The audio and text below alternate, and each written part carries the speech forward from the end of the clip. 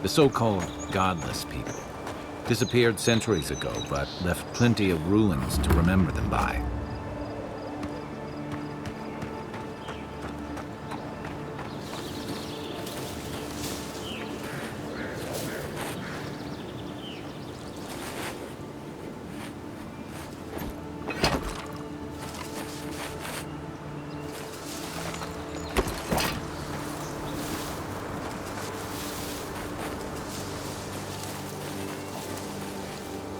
You take lead.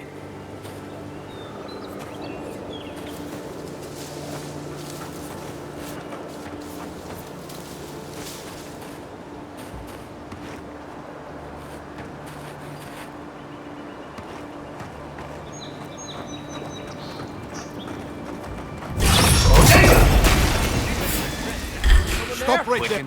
It's the envoy. Unseek!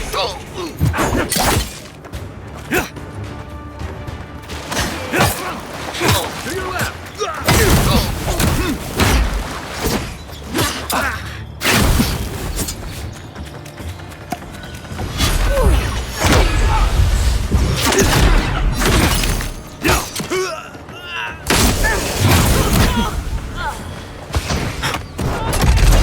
Unseek!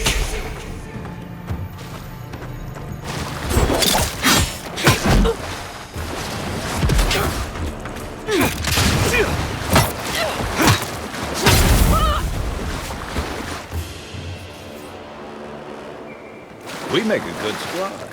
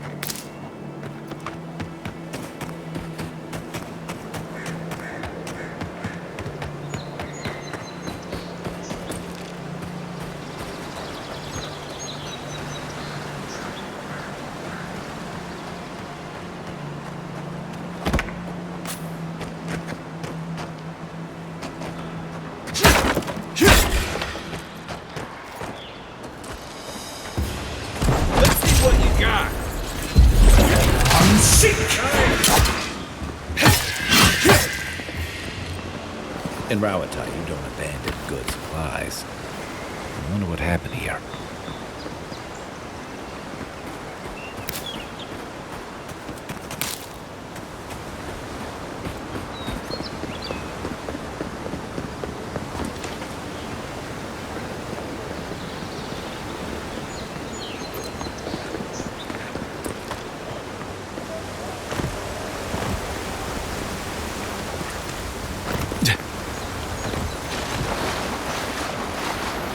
I get the feeling sometimes that this island has it in for all of us.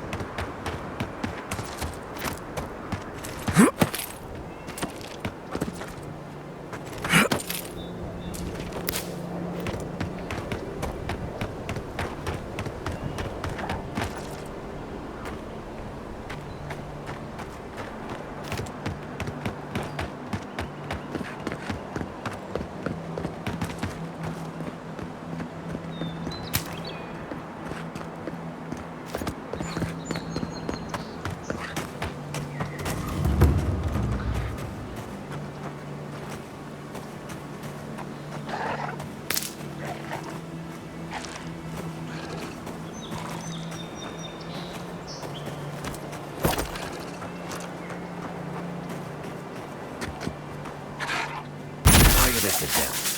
Nice.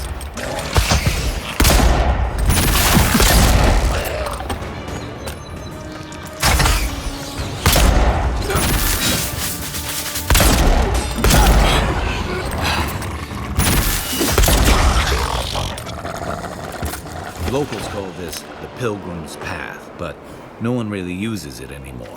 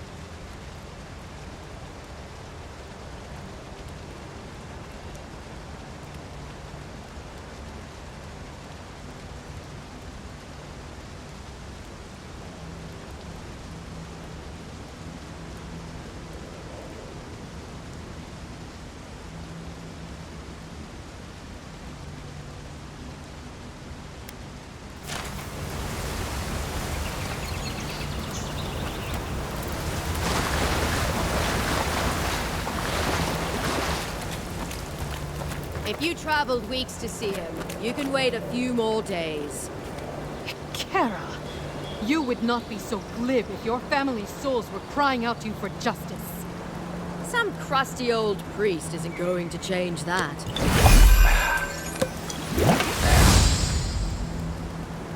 The Temple of Eothas is closed. Ugh, I don't know why everyone in the Living Land suddenly wants to see the old kook in there, but it's not happening. Not today, anyway. Probably not tomorrow, either. Not with the way they're dawdling. Since when do you make the rules? Since I arrived with the big sword. So you say I need a bigger sword. The Oracle has one. Let me in and I will borrow it. I'm saying you need to go home because the goddamn temple is closed. Kara, an excellent question. Holy One, please. I say you must make her see reason. As I've told Kalya here, there's a venture underway inside. The Free Expedition Corps is exploring a cave system that holds a temple of Eothas. There's an old man in there, calls himself the Oracle. I guess he's got something they want. And uncouth pilgrims will only get in the way. Your expedition has been gone 3 days, Sejuan. I say they are dead.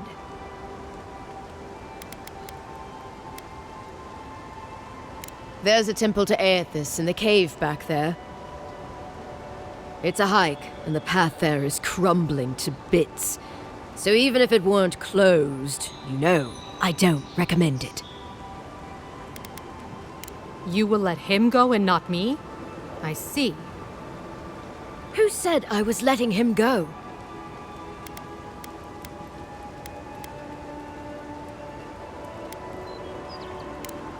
Right. Sorry, Envoy. The expedition team entered through the cave just past here. They planned for a day's journey, but they've been gone for more than 3. Something must have held them up. Our freak mentioned traps and earthquakes and... The Oracle who maintains the temple is a godlike of Eothas, so there is no telling what he is capable of. They were carrying a lot of tools and weapons with them, so be on your guard. Well, you'll certainly be hip-deep in no time. Good luck.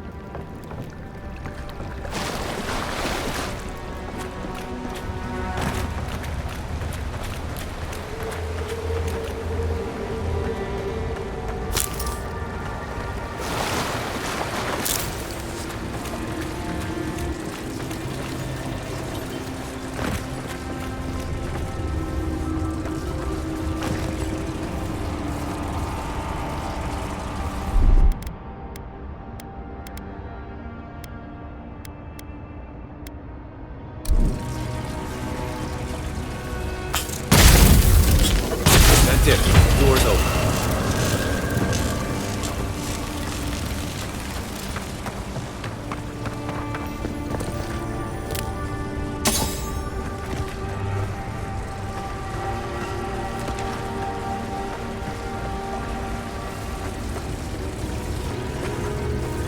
Right behind you.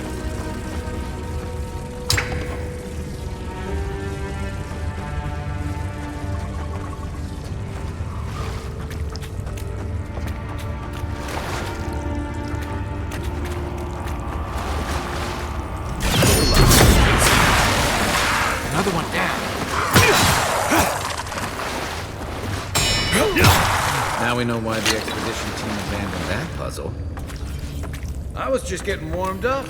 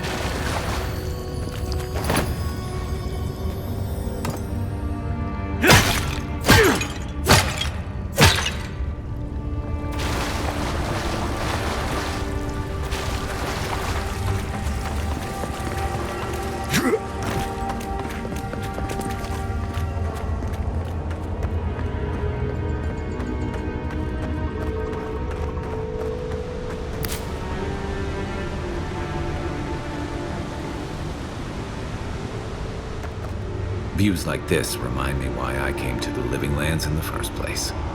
Something stirs here.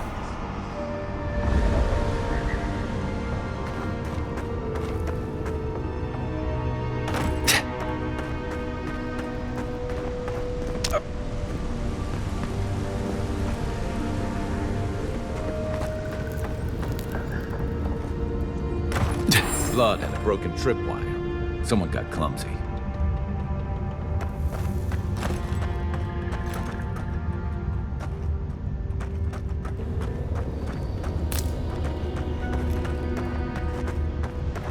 Look at that. That statue. How did anyone build that all the way down here? Rituals, whispers of searing light.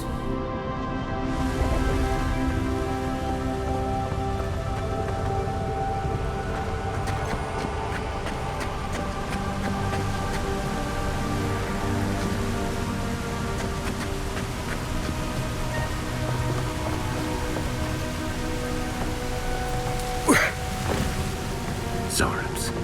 Want to sneak or fight?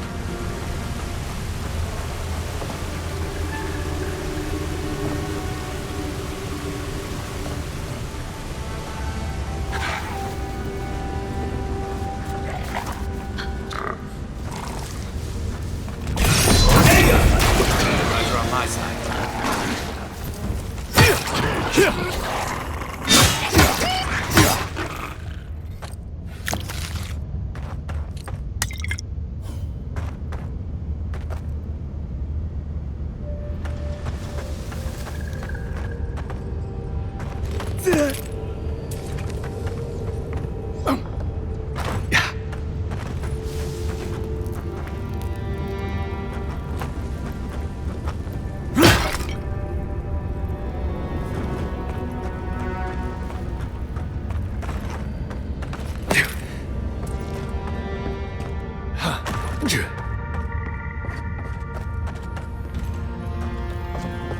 Unseen, unheard.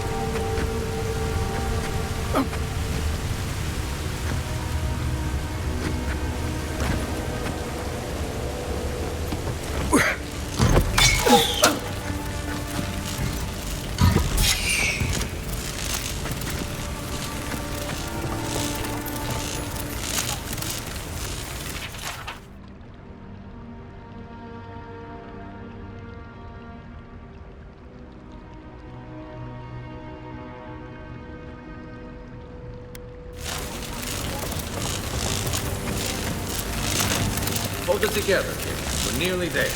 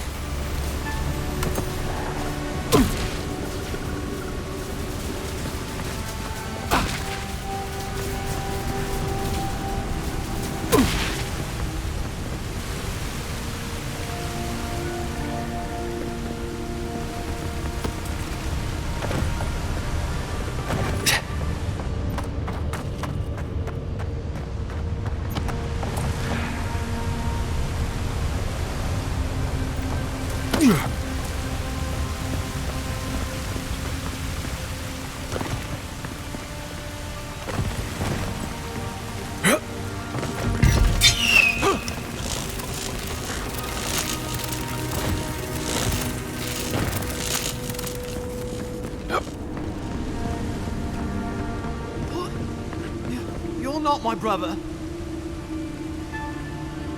I got to be dreaming. Oh, gods, am I dead?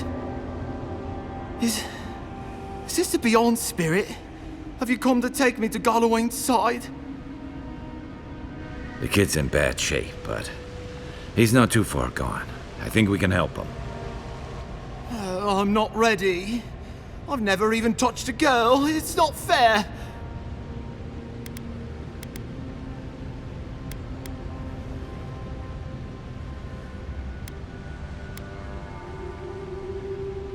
Oh, that's the creepiest sensation I ever felt in my life. Like vines were growing all through me. If it works, don't question it. And look, your wounds are closing up already. Oh, wow. I feel leagues better. I thought for sure you were coming to take me back to the wheel. Who are you? What you doing down here? A free expedition corps out of High Crown. Yeah, that's us. Well, that's me anyway. The rest of those assholes went on without me after I got hurt. We'll come back for you once we've got the relic, admin, honest. Oh, shit. Yeda was probably hoping I'd croak so she wouldn't have to tell our freak how she abandoned me. All she cares about is that Oracle and his relic, which is probably just a big old dog bone if you ask me. He's probably still down there, fiddling with the statue. You must have seen it on your way in. Our captain, she's... I don't know. I don't want to talk out of turn. Relax. You're not the first person to have a bad commander. It's not like that. I mean, it didn't used to be. Yeda's not been quite herself lately. I've always known her to be cautious, careful. Now she charges forward recklessly. And she pushes us as hard as she pushes herself. That's how I got hurt. Has she been short-tempered? Distracted? Yeah. When we make camp, she has these terrible dreams. Wakes us all up with her screaming and muttering. Can't be sure, but it sounds like the dream scourge to me, Envoy. I doubt I know much more than you do. I mean, you're godlike, just like him. Come on, kid. Don't get starstruck now. Well, he's touched by Eothas, right? And he's supposed to be old, like hundreds of years old. And I don't mean elf old, he's extra old, like Eothas has been keeping him alive or something. Great. He's old. Anything else? They used to receive pilgrims, but only the ones who could make it to him. This place, it's like a trial. Yeah, we've seen the same traps and crumbling buildings you have. And he's building something. A statue of Eothas, I think. But I don't know what for. I mean, after what Eothas did in the Deadfire, people don't come here anymore. He'll be the last one to have seen him, I bet. I'll just rest up here a minute before I head back to Paradis. Take it easy. No sense getting yourself into another scrape. Promise, I'll take it slow. Hey, Envoy, for what it's worth, I really thought I was gonna die down here.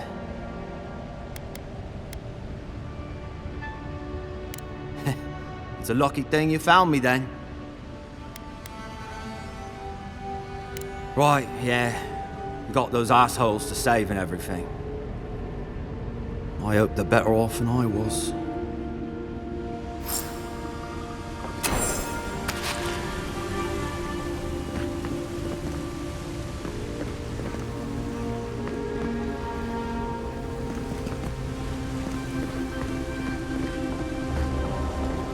Seems like a good kid.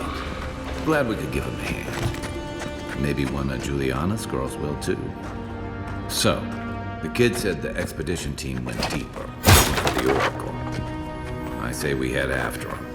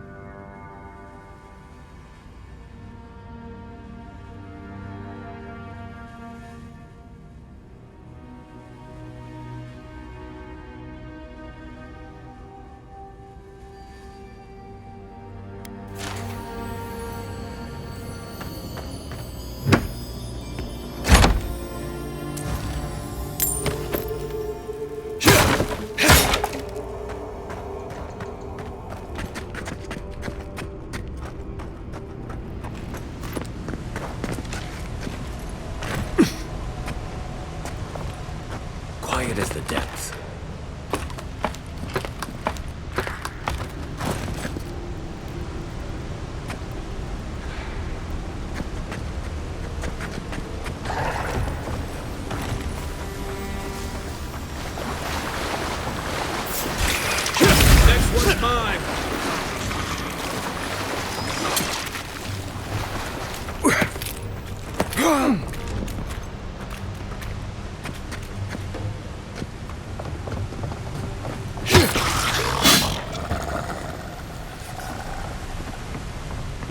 Good fight.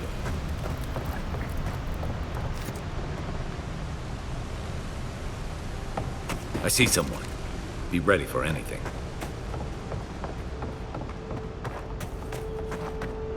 My brother. Can it be? Come, stand in the light. Let me look at you. It has been too long. I had feared I was the last of us, but you... Oh, the very sight of you is a balm for the soul.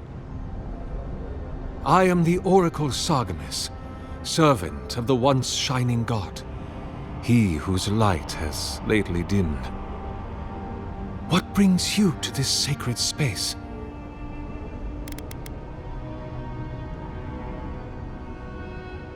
Then Sargamas spoke, and his voice swept forth with the heat and force of the bright day's sun. Weep not, for the child of light has forgiveness even for you, if you will embrace him. I am that same Sargamas, though it has been some time since a man has knelt before me and begged absolution, as Hamka did. The people do not hold to the gods any longer, and they do not hold to their servants. We live in a time of disbelief. The gods are absent, and have recalled their gifts from the world. Avarice reigns. Acquisition is the faith to which all men bow. But perhaps there is hope. You have read the Book of Verses, and we are here together, if only briefly. In this moment, we are not entirely alone.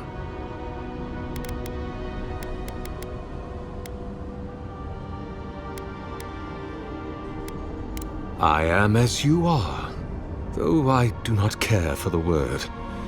Eothas the Dawn Treader is my lord and patron. If you will forgive me saying so, I am surprised to meet you here. Even before the vanishing of our kind, it had been some years since a child of Galawain came to speak with me. And I have never seen a member of the Lord of the Hunt's coterie whose visage resembles yours.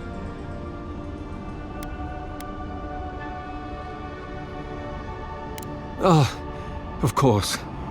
I should not have assumed. I have had the great privilege to speak with thousands of our kind during my long life. And you do not resemble a single one of them. But if not Galawain, I cannot imagine who else among the Pantheon might have blessed you.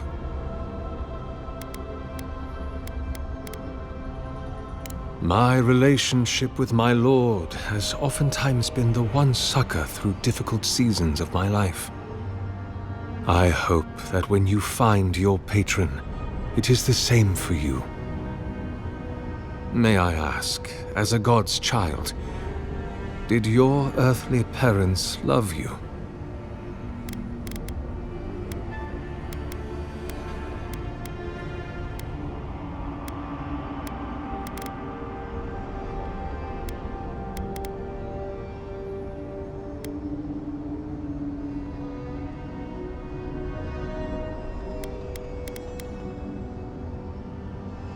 As I near the end of my life, my attention turns to my earliest days, to my family, my lord, and to love. I wonder if my parents could have loved me better if I had been less like myself and more like them. I wonder if I could have loved them more if I had not so dearly loved my lord. I wonder if that hurt them.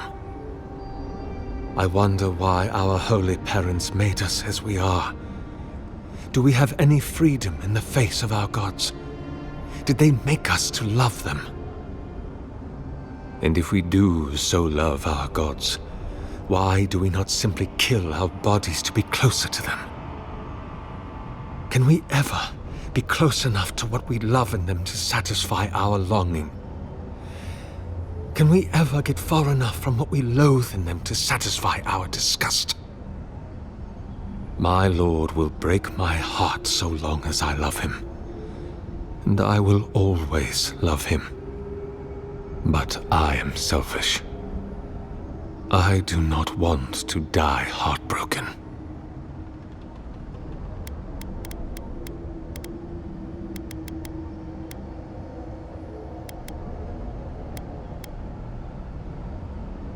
Even many kith untouched by gods are not so lucky.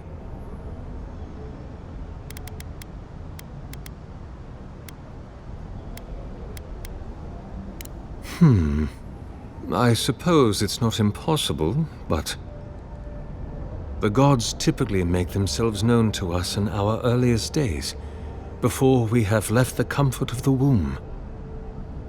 They are present in our hearts and minds before we even have a notion of I at all. I am sorry. Yours is an unusual case.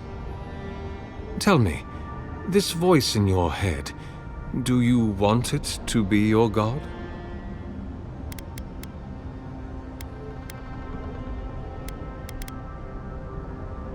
I am afraid that not even your god may tell you that. Answering that question is the soul's true purpose. It is the work of your life. And I suspect neither you nor I will ever know for certain. We can only remain open to curiosity and willing to be surprised.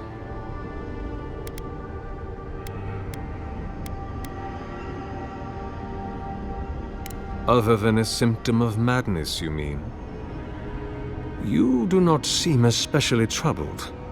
No more than any kith subject to life's uncertainties. As to what the voice is, if it is unlikely to be a god, I cannot say. It may be a particularly powerful soul attempting to control you, or the echoes of a past life. Perhaps it is the sending of an archmage, or some ancient construct of Engwithin make. Or it may just be the beginnings of the dream scourge. Whatever this voice is, I suspect only an expert in souls can say.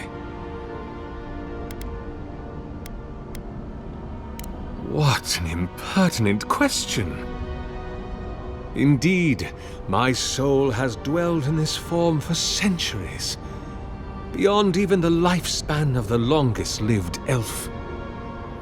My lord Eothas inspired my birth in the same year the kingdom of Adir was founded. You might say my birth heralded the empire you now serve.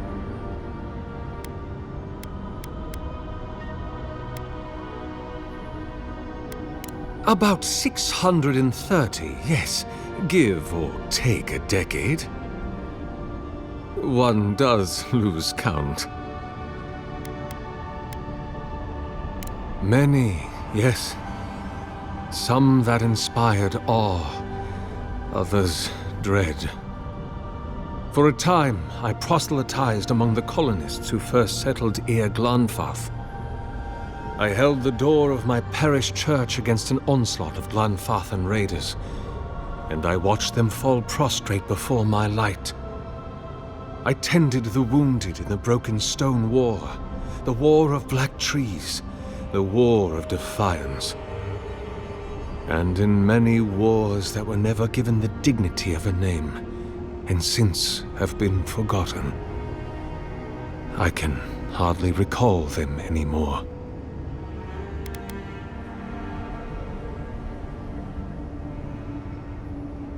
Is that what they're calling him now? I heard the man that was Widewin speak when he was but a farmer.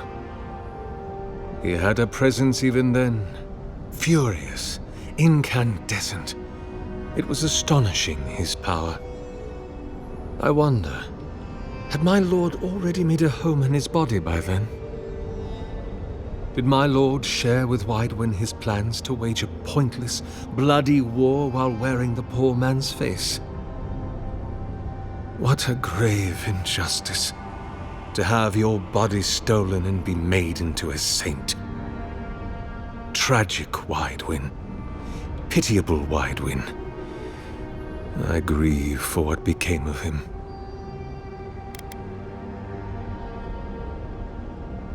God help me. I do.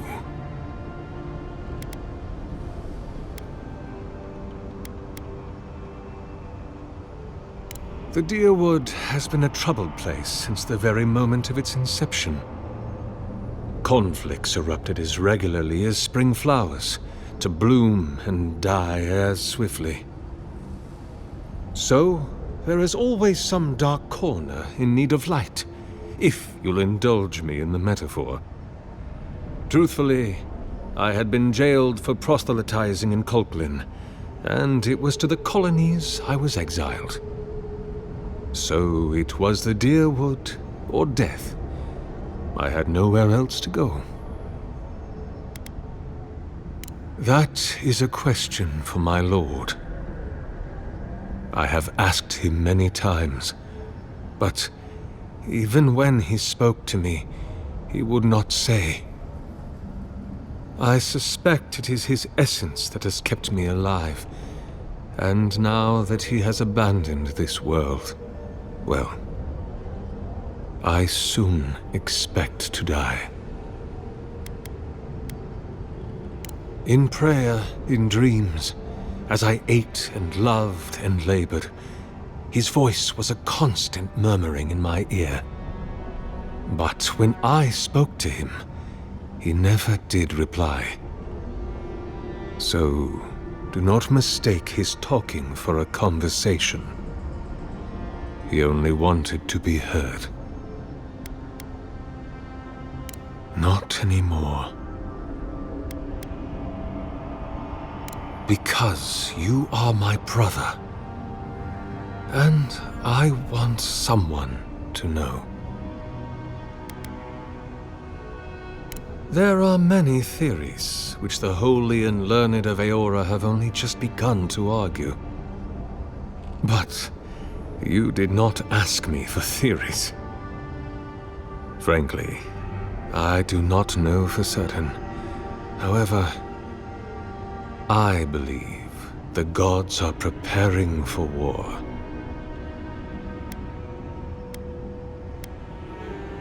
A war of all against all. A struggle between destiny and design. Who yokes the soul of the world? Whose machinations turn the wheel? Who acts and whom is acted upon? That is the ultimate power, brother. The only power there is. To decide the fate of another, and to make it so. For so long as we have lived, it is the gods who have decided for us. But change is possible, if we are brave enough to want it. And Kith have lately grown very brave indeed. Indeed.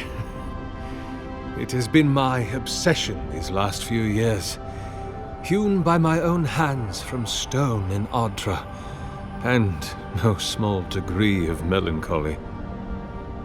I suspect it will be my last great labor before this body is returned to the earth, and I am returned to my god.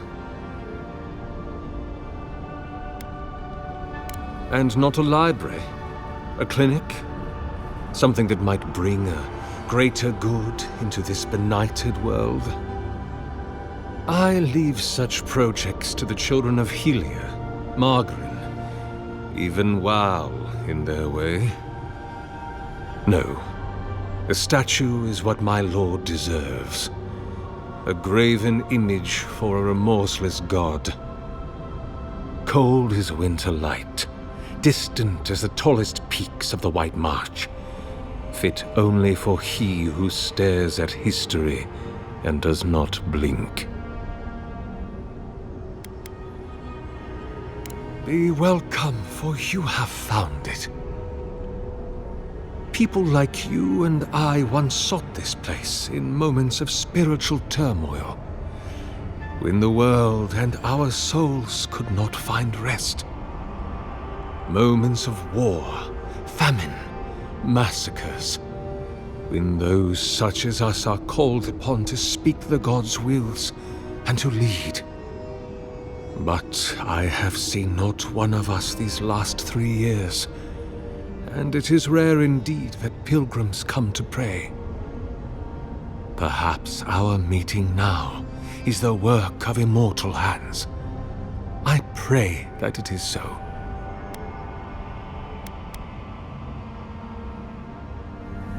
Godlike. Such a meager word for us, who are the gods' eyes and ears and hearts. We are the phenomena through which the gods experience the world. We are as like the gods as a finger is like a man. You and I and our raptured brethren, we are the gods themselves. That's all very poetic, but it doesn't answer the question. Is this place special to godlikes? It had been once, when we were legion, but no longer. Our kind came here to find fellowship and understanding in a world determined to bend us to its purposes.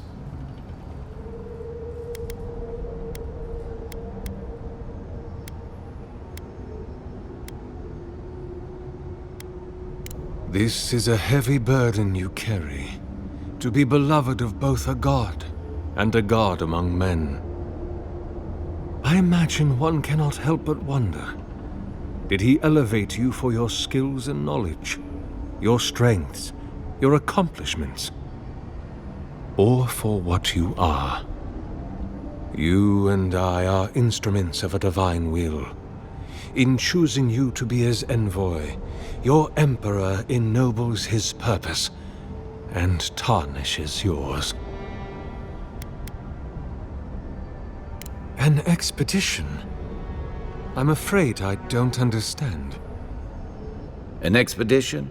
You know, treasure maps, matching outfits, campfire songs, the works. I am familiar with the concept, tomb raiding and the like. What troubles me is why they would come here.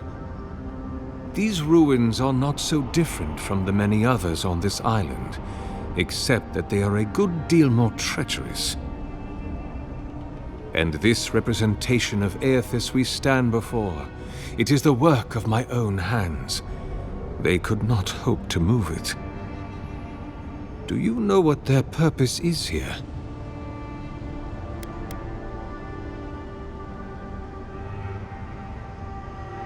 It's a reasonable question, I'll grant you. You must understand, this place has seen so few visitors for so long that I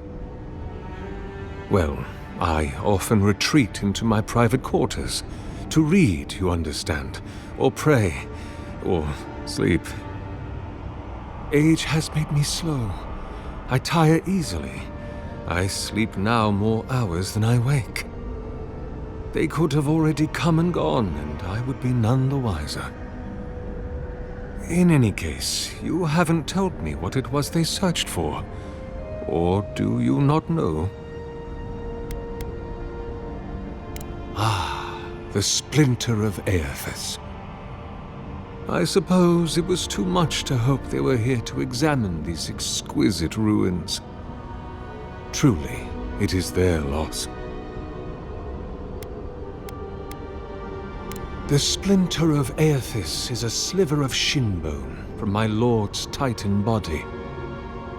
It was carved from his skeleton many centuries ago, Yet long after the gods left this mortal world to claim their dominion in the beyond, the splinter is infused with the very essence of my lord's power, to illuminate without fire, to heal without injury, and to speak without voice.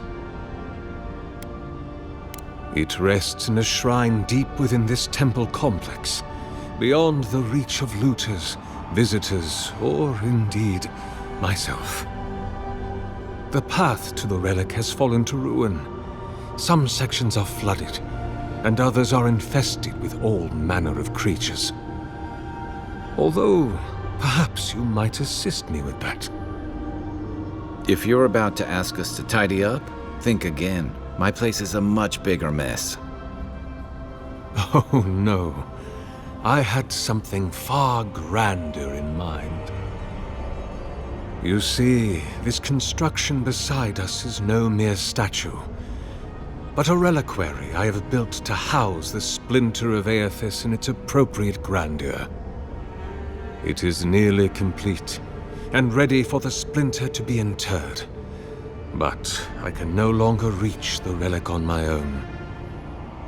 Return it to me, and who knows, perhaps you will meet your expedition along the way.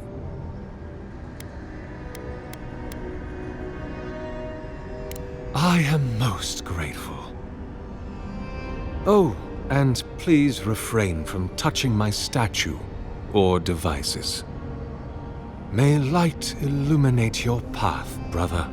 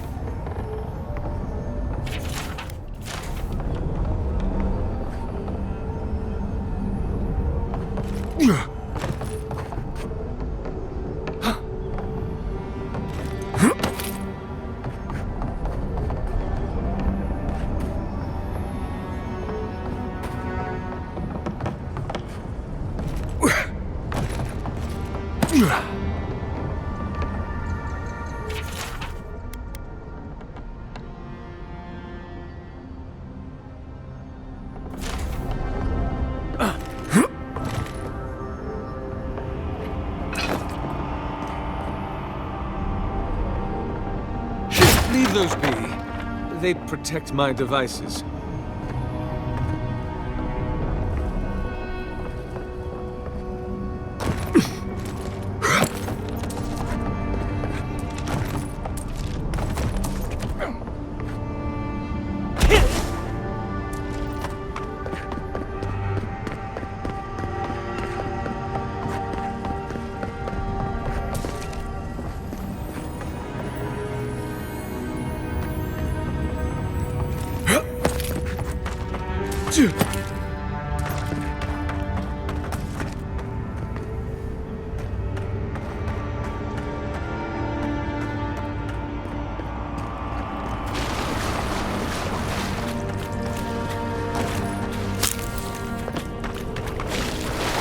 This reminds me of the Strangle route. But how is anything that...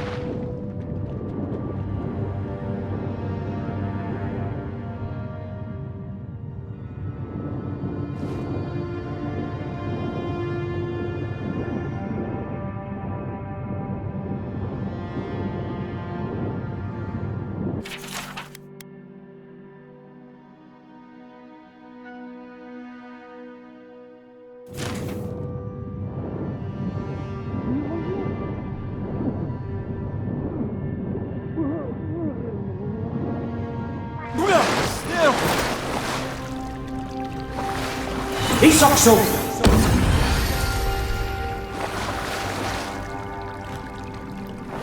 Unseen, unheard.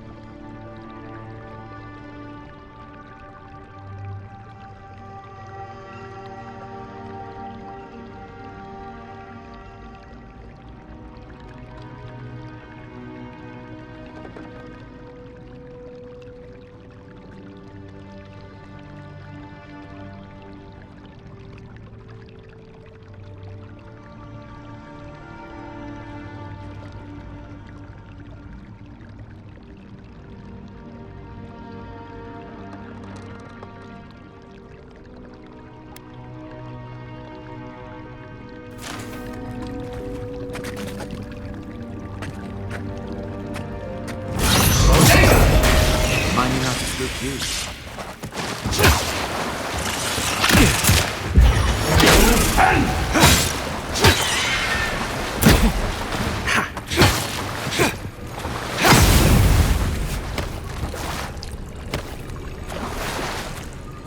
Nothing like a win with a good team.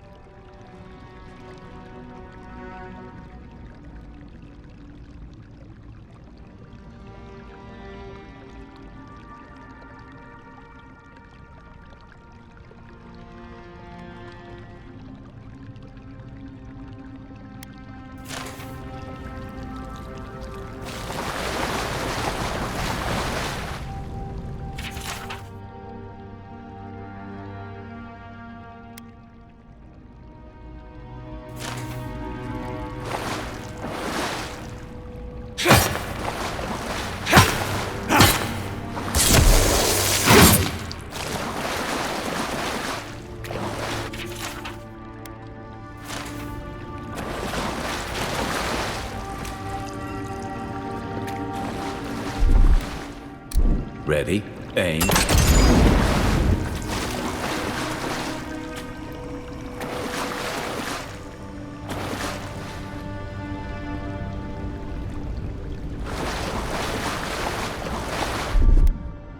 Stand back.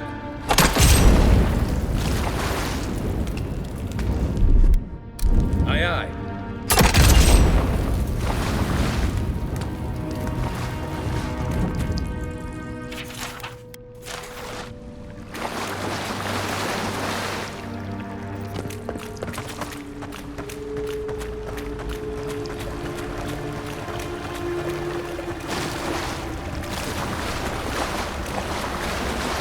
6 years on Dawn Shore, and I never knew something this big was under our feet the whole time.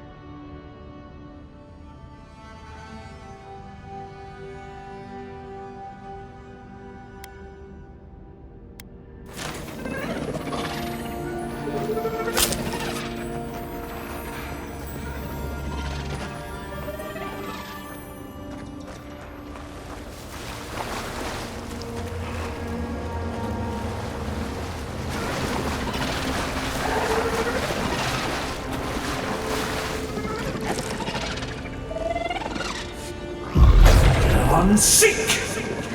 How'd you do that?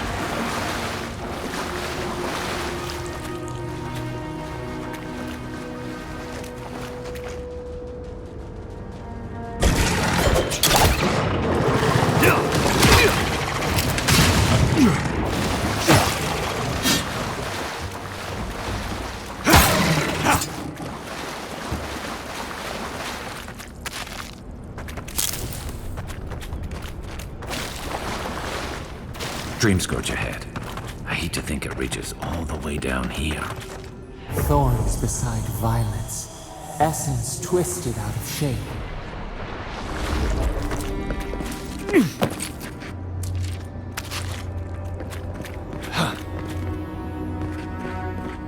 Repose, a pulse beating out of time.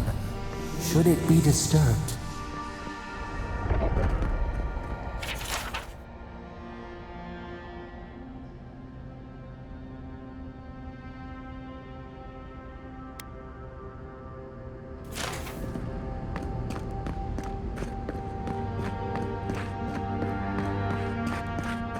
If it weren't for the creepy oracle and the invading roots, this place would be kinda nice.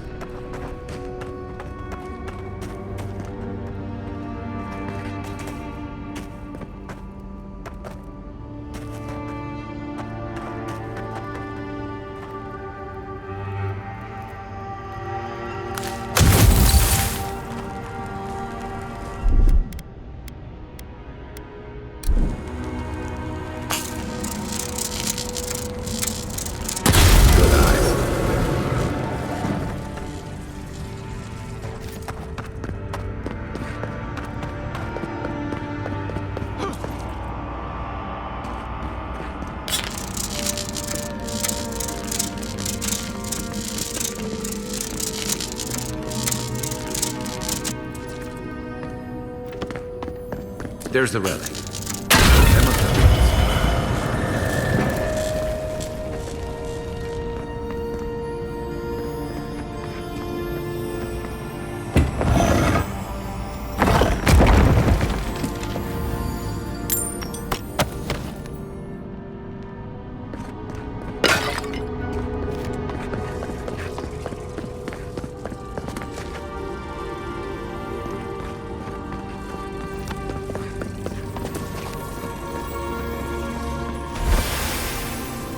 False idol.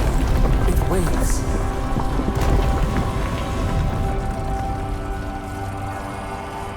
Something's moving in the main chamber.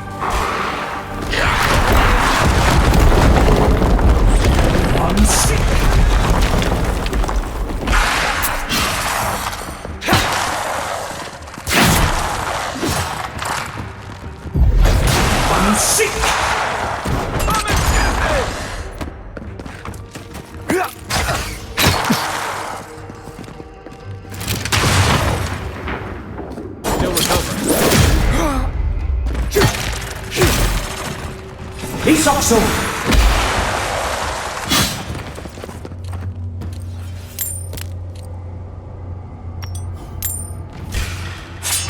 Show me what you got. I'm sick! Let's play.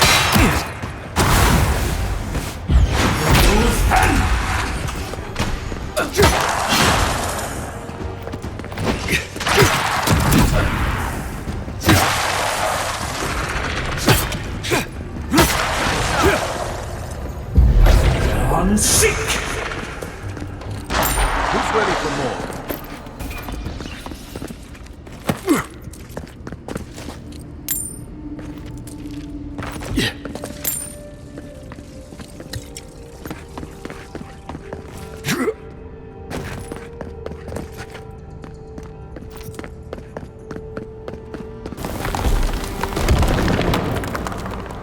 That earthquake must have knocked something loose. Well, better a flood than a cave-in.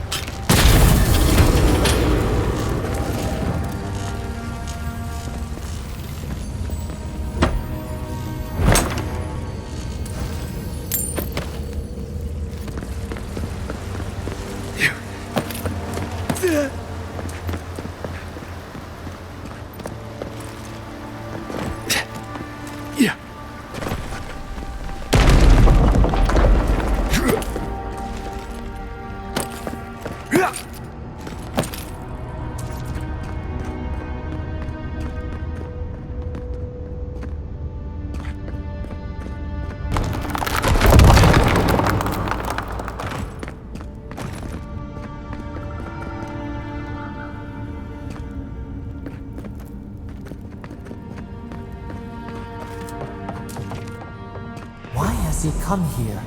Why does he build the idol in this place?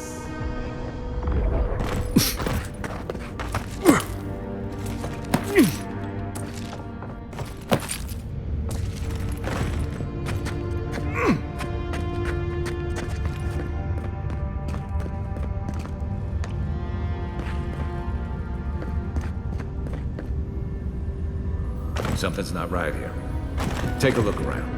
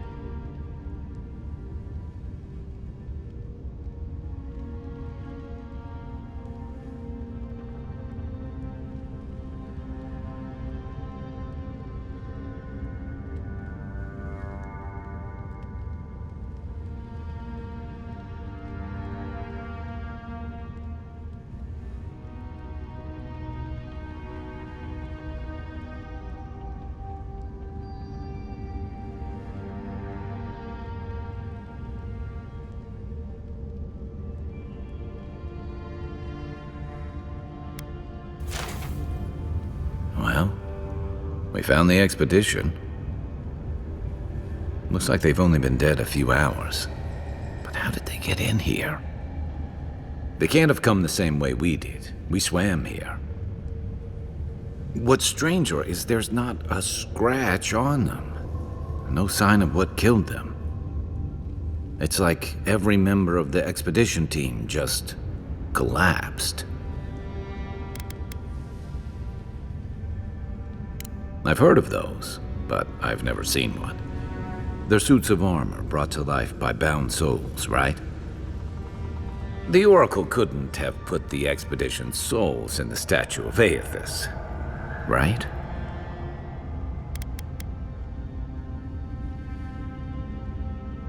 There's still a lot of debate over what even happened at Ukaizo. Perhaps the Oracle knows the truth, or perhaps he's just as lost as we are. Eothas is a dangerous god associated with Eora's bloodiest wars, and he recently killed thousands of people in Deadfire. Now, we have a piece of him, and we're about to face a maniac who wants it desperately. Tread carefully.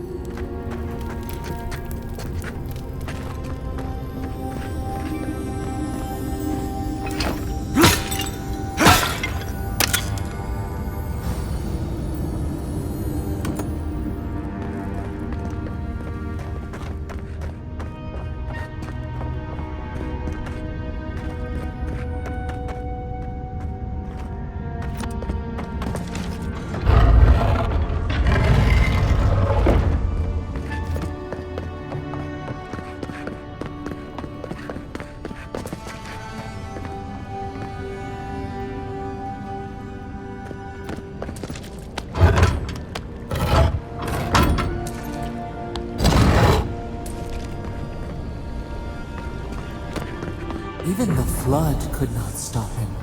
Fealty or sickness? I don't know what this guy's capable of, but I've got your back. There you are. I worried for you when the earth shook. Lies like wasps.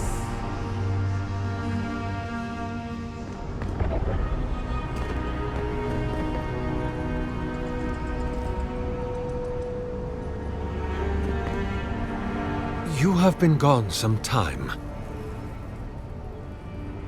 Do you carry the splinter of Eothas?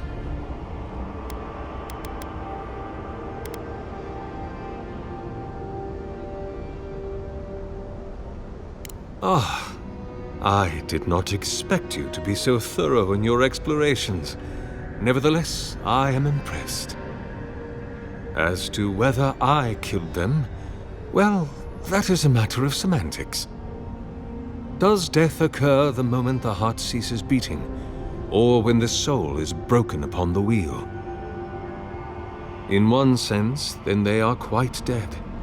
In another, they remain very much alive. In either case, they have entered a state of change, and the impetus was mine.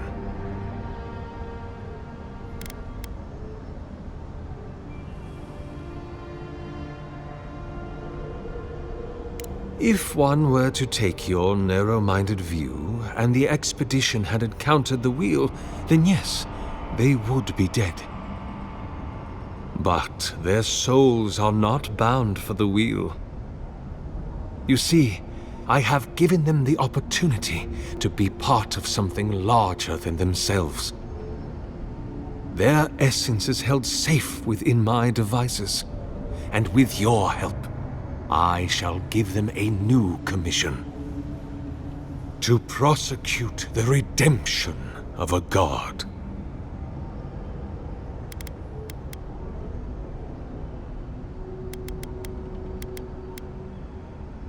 Do you carry the relic I asked you to collect? Excellent. The relic you have retrieved was stolen from Eothas' body.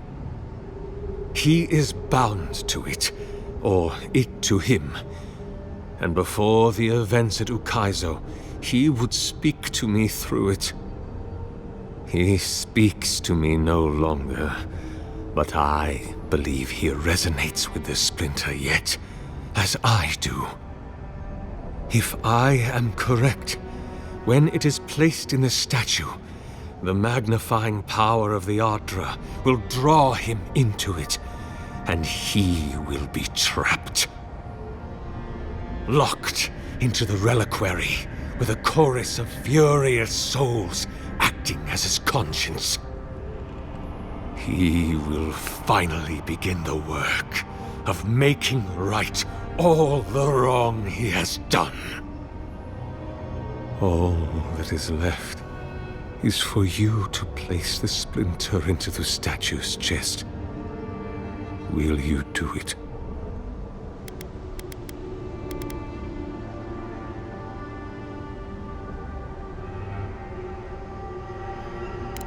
I cannot say. But when I return to the wheel, I pray I do not see Eothas there, for it will mean that I have failed. You see, my brother, you must understand. I am willing to endure a life of greatest loneliness, so that he may repent.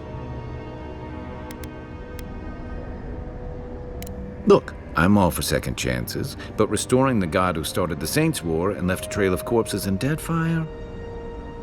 Even I can see that's a bad idea. And I can't imagine a worse fate than spending an eternity as one of those poor souls stuck with him. I've heard I can change him before.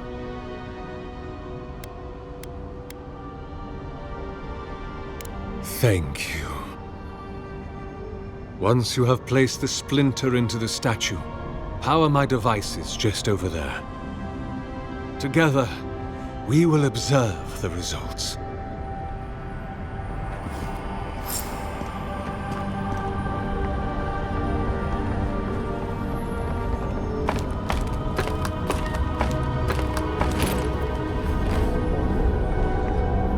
There we are. Now, fill the statue with essence. Do me the honor of pulling the lever, just there. And my lord will return to face justice.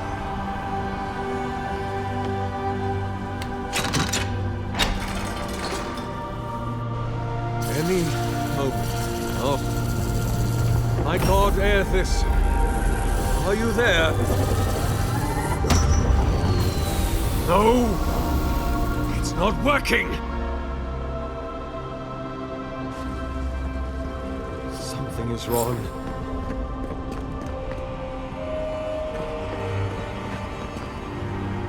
My lord Eothas has not returned. Something is missing from my design. Something I did not account for. It must be the chime. Without its ringing, he cannot hear the statue's call. My brother, will you join my holy work and lend your chime to the cause?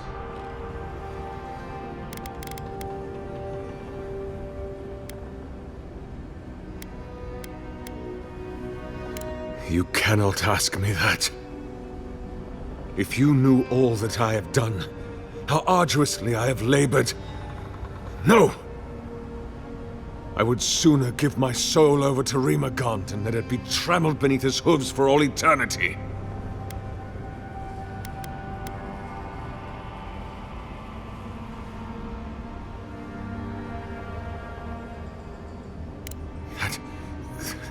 That can't be true. Nothing I have read in my studies has said anything of the sort.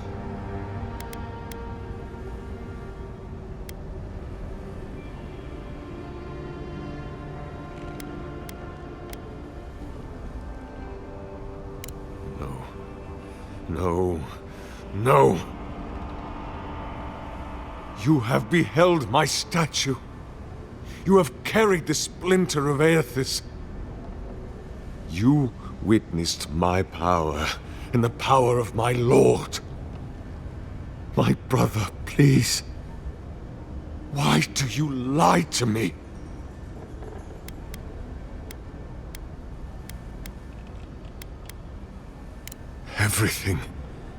Everything he asked of me. I did it all. And then he stopped asking. But then, why did he leave? Why did he leave without me? What did I do wrong? Why does he not love me? Oh my God. What do I do now?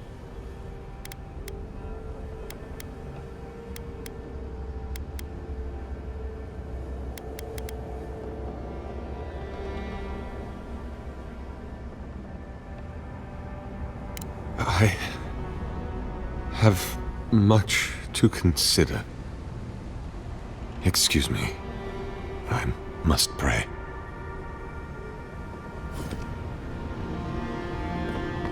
Hear us. Follow us. We would speak to you. I've always believed in second chances, but I've never seen a change of heart like that. I guess your Emperor really did send someone special.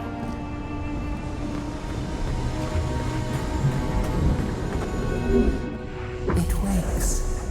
A host. Form-given life. One day when we are free, we could return here, dwell in this body, feel the earth again. But it is a sprout, fragile.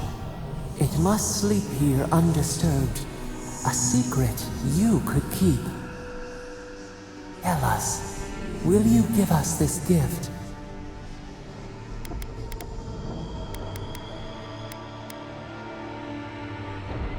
The shard of Adra tethers it to us. Yet it is weak, A quagmire of essence occludes its veins. If we had time to tend it, perhaps we could find a way.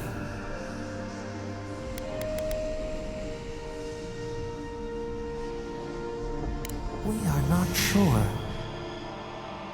Could we touch the world? Walk in the ocean?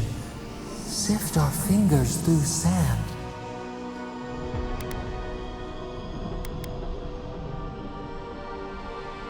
This prison holds us, silences us. The years fade like leaves. We have no memory of summer, warm fire, soothing rain. We could walk gently in this body, tend, grow, learn anew. But we must claim it. A vessel to hold us. We will remember this. The Adra strains. It aches, a choking barricade of souls. Essence like mud, we cannot swim here. It must be flushed out. Free this obstruction. Then, when our prison bars fall, we will see. Hey, convoy. Back with us? The Dream Scourge has driven people to the city. Means more bandits on the road.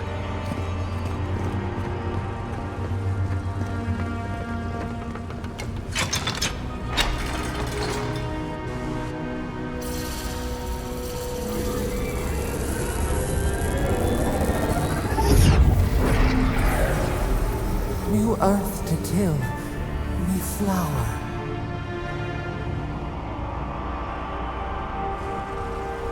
We rest now. We must consider this.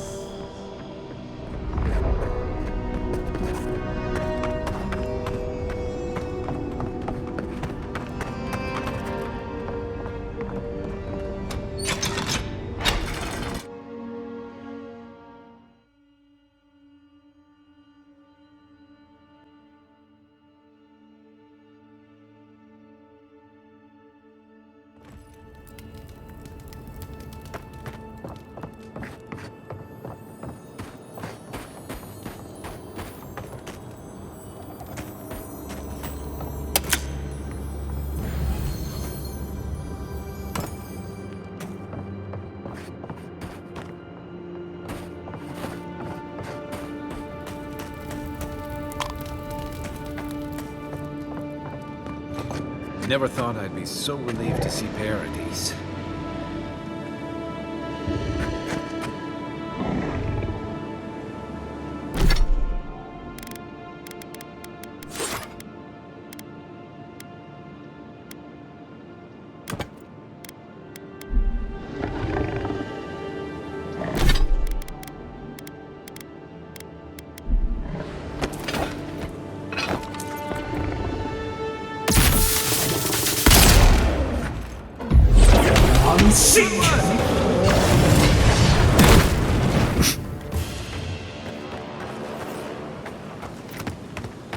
Who's ready for more?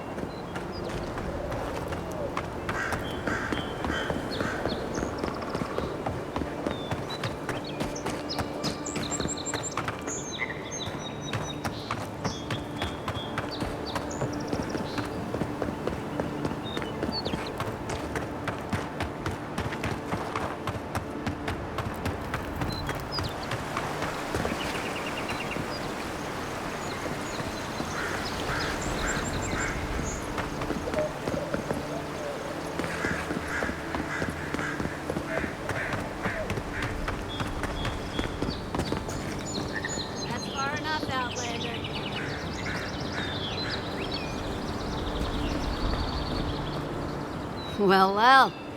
If it isn't the new arrival. So eager to make a name for himself. I'm your death. Swift and subtle. Like a blade in the dark. And this here is Pod. Hello. Well, I can see which of you two is the poet. Unfortunately, you're both short on common sense. Me and Pod, we aren't so fond of Outlanders. Especially ones looking as strange as you. For all we know, you're one of those sick bastards. A plague carrier. A blight on our fair city.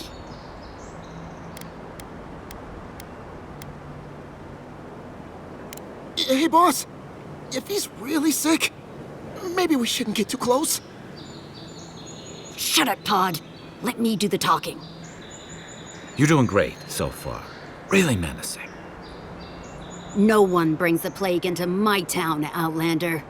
No one. At least you can die knowing it wasn't personal. Boss, is that true? What did I tell you, Pod? I do the talking. Oh, could a watcher really do that? Track down a murderer by asking the dead who killed him? Oh, gods. What have I done? Wait, I haven't done anything yet. There's still time. Nicely done. I can't do this anymore. Thieving and killing, it's just not in my blood. You ungrateful nitwit! Once I'm done with the Outlander, I'm coming after you. Good. I was getting tired of listening to them anyway. Show me what you got! Next one's mine! Just like the good old days.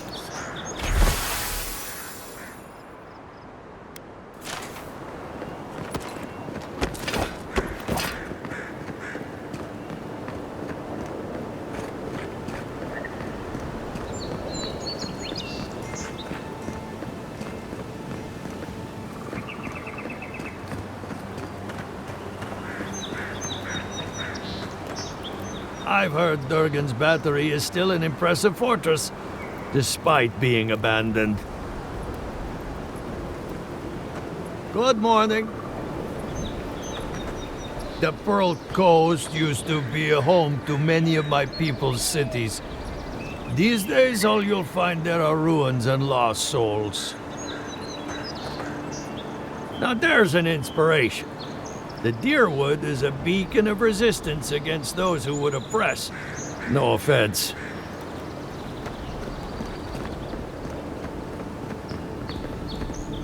Rawatai, an empire that could give even Adir pause. The storms that rack their shores have calmed, but they're still a sight to behold. Hey, don't give Rawatai's admirals any ideas. They've sent fleets for less.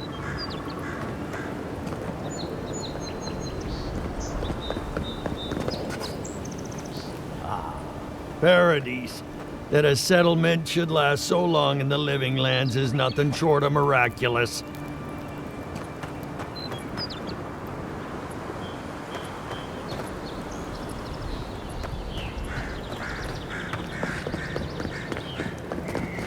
Welcome to Paradis, Envoy. The ambassador's expecting you. Good work out there, Envoy. Only just arrived and you're already the talk of the town.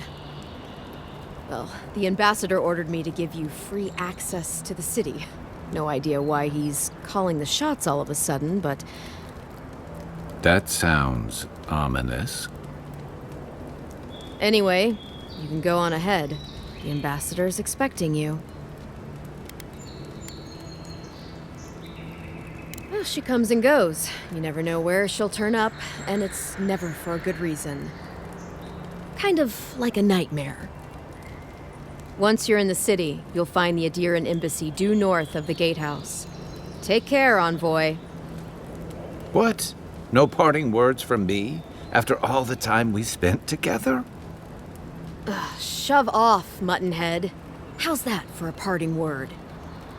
With talk like that, it's no wonder the adherents think we need a little civilizing. At least I'm in good company now, right?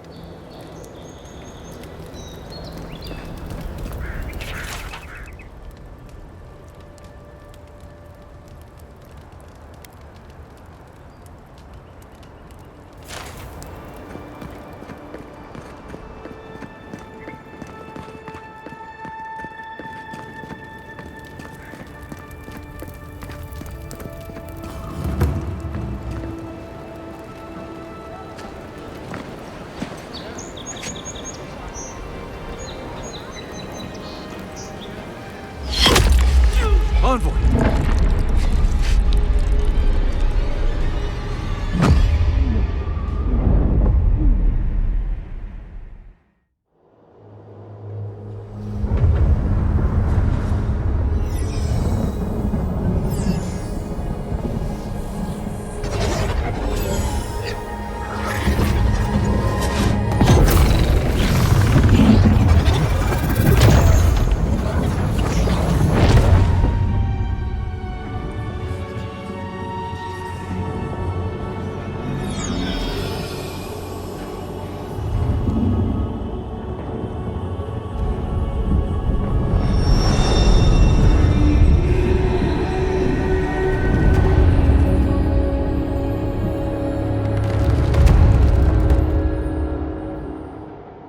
You should not be here.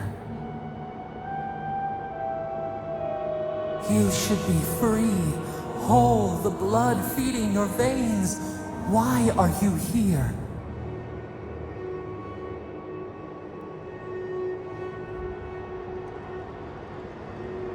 A space within emptiness, where the gods live and the dead wait. A cage, a prison. We feel the souls of multitudes, a current beneath the skin of this place. We could dip our hand in once, feel them near us. But now, we are trapped like wasps in amber. But you should be alive.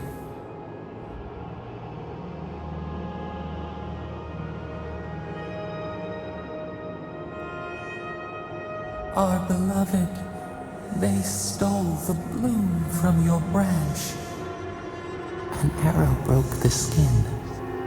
It carried poison to your veins. A festering blot of corruption spread through the root and sap. It stilled your heart. It silenced the song in your mind.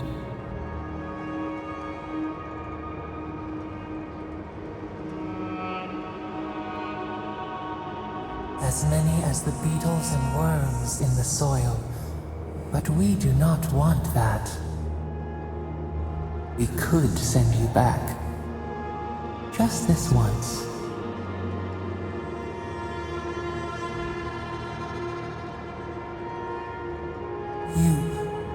You think of us, with your own escape so near. We are moved and decided. We will use our waning strength to free you.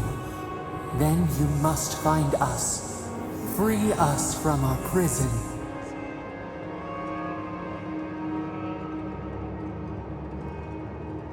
Immensely. Breathe deep. All birth is agony.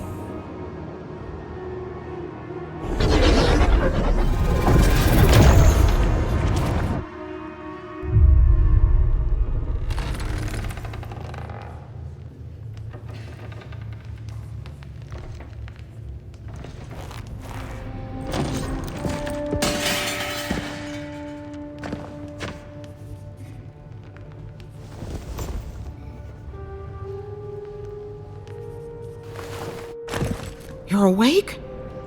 Thank the gods. For a second there, I thought I had a problem on my hands.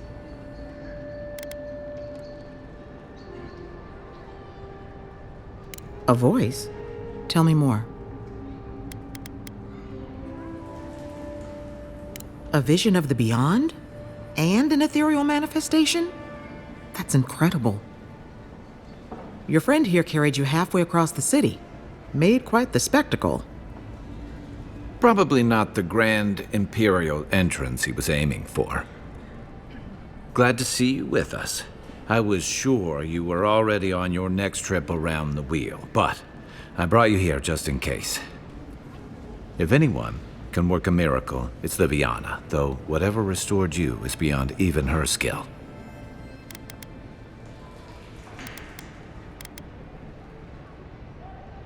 I don't suppose this would be the same one you heard earlier? There's something I still don't understand. Envoy, you died.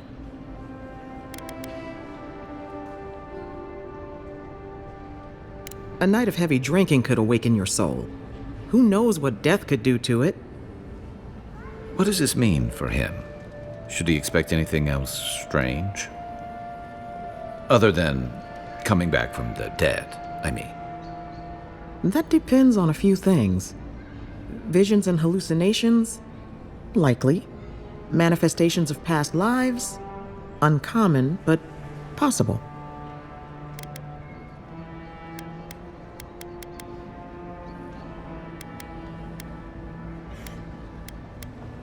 Sounds like the echo of a past life. I wish I could tell you more. This is far beyond my expertise. You should visit Runid, our local watcher. She would know what to make of your strange, stubborn soul. You've worked with one before. Good. You have an open mind. A watcher examines the soul down to its very core. I can't think of anyone more qualified for the job. Runid's shop is in the hills to the northeast. A bit of a walk. Just head out of the gate to the east of town and follow the path that curves to the north. It should be perched up in the hills. Oh, but avoid the Watcher in Hightown. She's a known charlatan.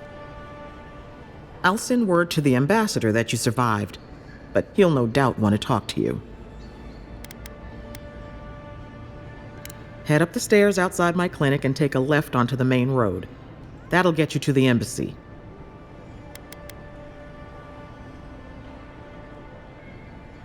Apologies. Paradis is a bit of a maze, especially to newcomers. Don't worry. I know my way around. Which is why I should go with you.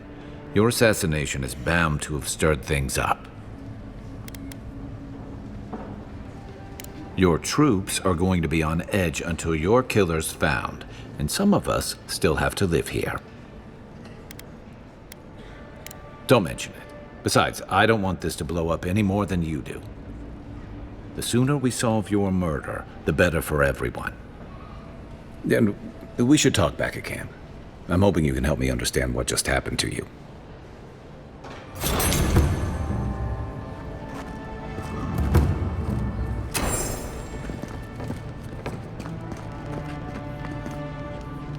In my dream, you were surrounded by him. Hey, I had a dream about you. You weren't alone either. There were others. Some of them loved you, others were afraid of you, but they all followed you. Also, there was a tree that... It wasn't a tree? Oh, it made sense at the time. I can't remember anymore. It's a pity dreams aren't made to last.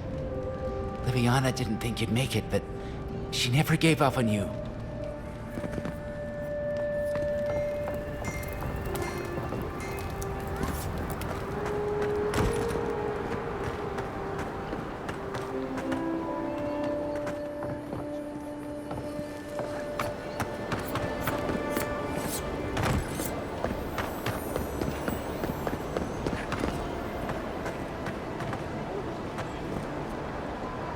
So, you're that godlike, the Adiran envoy. You're the one who saves the ambassador from the strangle root, right? I'm just trying to help some friends of mine. They're Adirans, but they've had a string of bad luck. Is there any chance you could lend them a hand? Oh, heroic and observant, huh? Joking aside, I know this seems strange, but they helped me out when I needed it. I'm just trying to return the favor. Galarde. Loughled and Gladwine came here about 8 years ago, long before the recent rush of adherents. They admitted to having a checkered past back home, but they started a new life in Paradis. Back then, you'd struggle to find an adherent in the city. Now they're everywhere.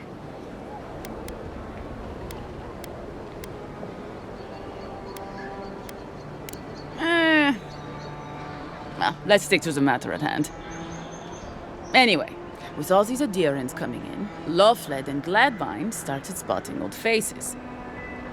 And if they were spotting old faces, it was only a matter of time before those faces started spotting them back.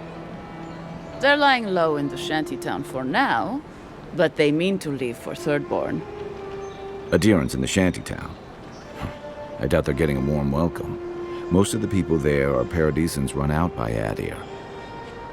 They're afraid to go out in public, and Gladwine, poor soul, he's gone blind from bad drink.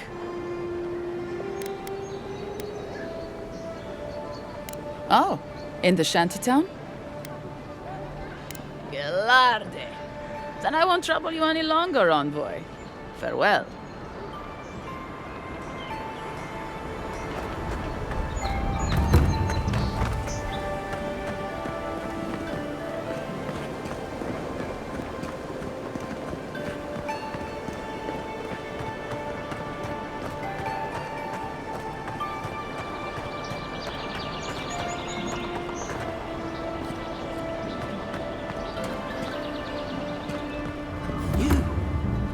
You died?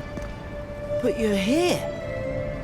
Gods, am I glad to see you.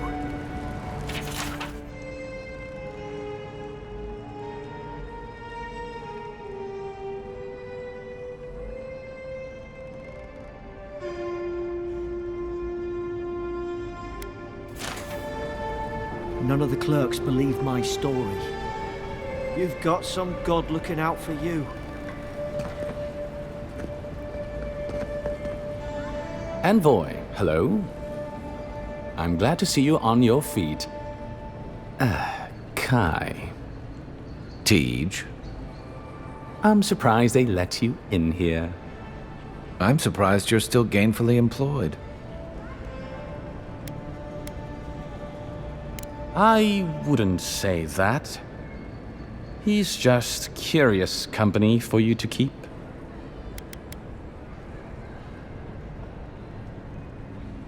It's nothing like that. You run into all sorts of characters around here, is all. Some more polite than others. Well, Kai? Come on, it's funny.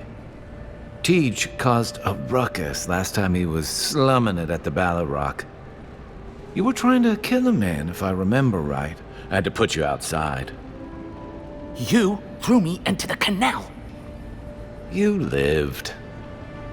That water's filthy. I had the runs for 3 days. Gods, Tej. The envoy doesn't need to know that. The fellow cheated me. I couldn't let that slide. Or he'd think we were all marks. It was over a dice game, right? Tej here has a gambling problem. Great. Let's air all my troubles. Is there anything else? The bartender's sleeping with your girlfriend. You're lying. You sure about that? We'll talk about this later. I'm not breaking up with her for you. Just so we're clear. That's more than enough. Thank you. Was there anything I could help you with, envoy?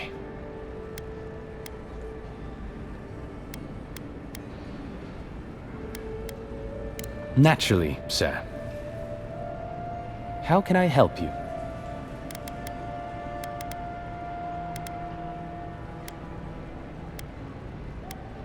I trust whomever told you to consult a watcher also told you to avoid the one in the city. She is a liar and a thief. Oh, did she take your money? No. Anyway, Watchers are individuals capable of perceiving souls. The soul may be in a living body, or it may simply be lingering, waiting to pass into the in-between.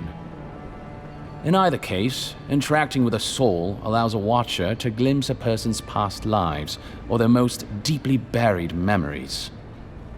Watchers are incredibly rare, and in Adir, highly controlled. Many people wish to know who they were in a previous life, and do not like what they learn. The smart ones stay hidden. They do not announce their powers, perhaps not even to themselves. Even a careful Watcher risks inadvertently revealing themselves by knowing something they shouldn't know. Of the ones that are public, little is concretely known. But we hear things. They make good judges in Wurka's courts, so long as they're controlled. The lords, it's rumored, buy and sell them to collect blackmail on their enemies. But I suspect many Watchers are imprisoned or executed, or simply kill themselves. Well, the Watcher of Cadnua is legendary. It was their castle Eothas destroyed when he began his campaign of terror in the Dead Fire.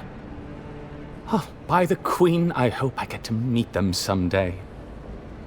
In terms of local interest, you'll have heard of Runid, of course. And there was Ida. You may not know about her. She was a Watcher from the Living Lands. I believe she was an Orlan. She must have died, 150 years ago, slain by a great serpent. Gods treat kindly with her soul. Doubtless there are others, but most don't meet a good end. Yes and no. So far as I understand it, a Watcher is born a Watcher. But it takes an event, often something shocking or traumatic, to bring a Watcher's powers to the fore. So you may be a Watcher, or I may be, or Kai, and we might not even know. A Watcher doesn't need your cooperation or consent to read your soul. They could learn everything about you, terribly damaging things about your parentage, for example, or things you did in a past life, without you ever knowing. You see how this could threaten the established order, undermine our betters' right to rule. Yeah, but that's just one side to it. Imagine how a Watcher feels, knowing what a threat they are to the status quo. I don't know about you, but I wouldn't be keen on kings and emperors wanting me dead.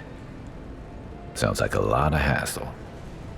Don't sell yourself short, Kai. I don't doubt you're an expert in people wanting you dead. You're not wrong. I rarely am, in any case. The Watcher is fundamentally a tragic figure. Of the few that survive our world, most are destined to go mad. By all means.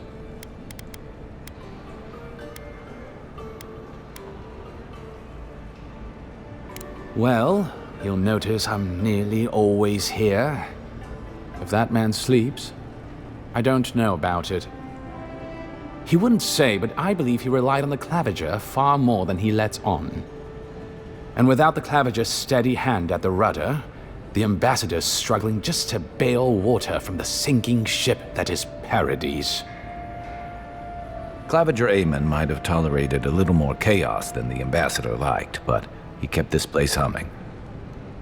He's not someone you can easily replace, and not with one man alone. It's a difficult job. The pressure sometimes gets the better of him. But if he loses his temper now and then, I can't blame him for it.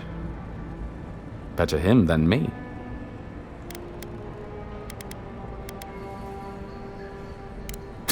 Be serious. Most of us here didn't get sent to the frontier because we were anybody's favorite. The longer I'm here, the more likely the people who matter are to forget me. And I'd actually like to get back to High Crown someday. Get married, have a few kids, take the civil exams and settle into a permanent clerkship. I guess there are worse ways to spend a life. Like rotting in this embassy. He doesn't know what to do with himself. You know, in our first days here, he'd often walk to the end of the docks at sunrise. The work was done, the embassy was closed, and he'd still be wearing the same clothes he'd slept in at his desk. And he'd just stare out over the sea. He always seemed dissatisfied back then. I suppose, years later, he still does. Of course. There's a lot of ground to cover. Could you be more specific? Ah, the age-old question. Who's bigger? Adir is, naturally, by a wide margin. And were we at the Cartographers Guild in High Crown, I could show you on one of their globes. As it is, we must make do in the theater of our minds.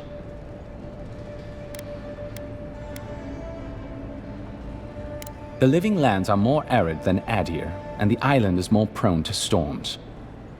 But its many deep valleys protect the various townships from the worst of the weather. Topographically speaking, the living lands are a place of extremes. Deep inland, mountains rise high enough to rival those of the White March, blanketed year-round in snow. While east of the volcano of Mount Forja is an acid sea that sinks far below the level of the ocean. The lands between them are riven with deep clefts in the earth and isolated by wastelands of sun-baked sand dunes. The living lands are located in the far north of Eora. Adir is southwest of the living lands, situated along the equator. I'll share what I can. There is no singular authority in the living lands. Not yet, anyway. I shudder to think what the living lands would look like under your rule. Well, to start, there'd be a lot more brothels. Charming. Power is invested in the leaders of the various townships scattered across the island. The largest are Fjord, Thirdborn, and Solace, none of which, I will note, are as safe and orderly as Paradis. Solace is, what is there to say, really? Yeah, they tend to have that effect on people. The trouble is, I don't know much about Solace.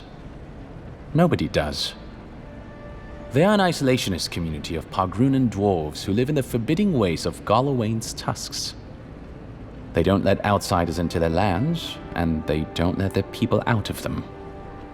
Some folks get out from time to time, but they can't ever go back. And the ones who survive aren't eager to talk about their experiences. People aside, the land itself is incredibly hostile. The island's volcano, Mount Forja, rests at the heart of the region, and it's recently become active. Half the land is lava rock, and the other half is, well, literally lava. I don't know why anyone lives there. I have to assume they're all insane. You have no idea. Naturally. The Pargrunan are a unique community of mountain dwarves originating in Old Valia. As a people, they've made their name as explorers, builders, miners. No doubt you've seen their ruins in your travels, here, back home in Adir, and all across the world. They maintain a rich tradition of oral storytelling, chanted magics, and ritual carving, which they take great pains to record and transmit across their various communities. Even the most physically isolated Pargrun is not alone. Somewhere, one of their people is thinking of them and planning an expedition. Abidan must cherish them. You sound like you admire them. I suppose I do. Everything you need to know about Thirdborn is in its name. It was founded by the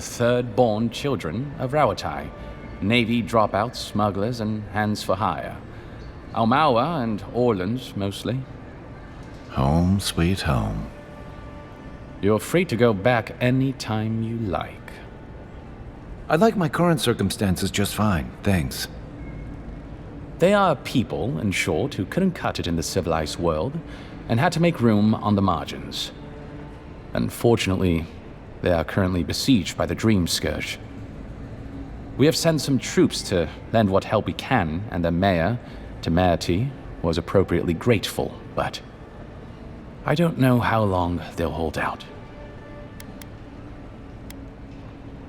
Fiume Severno is located in a valley known locally as the Emerald Stair, named for the terraced rice paddies that cover its hillsides.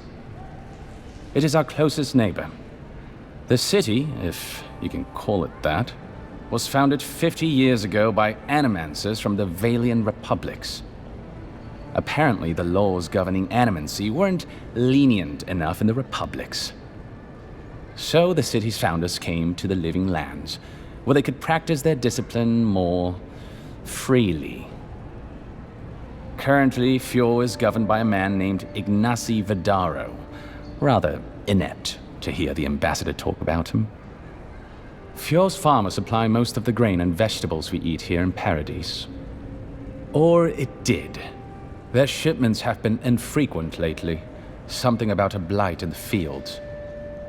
In any event, I believe that covers Fior. I'm an open book. Consider yourself lucky. Inquisitor Ludwine is the commander of the Steel Garrote in Paradis. Were you to ask her, she'd say she keeps the peace. But she doesn't keep it so much as prosecute it, as ruthlessly as the ambassador will let her. She's also a veteran of the Steel Garrote's campaign in the Deathfire, where she died. She's a Death Guard. Well, that explains a lot. I don't know what happened to her there, but I suppose Wodica wasn't done with her yet.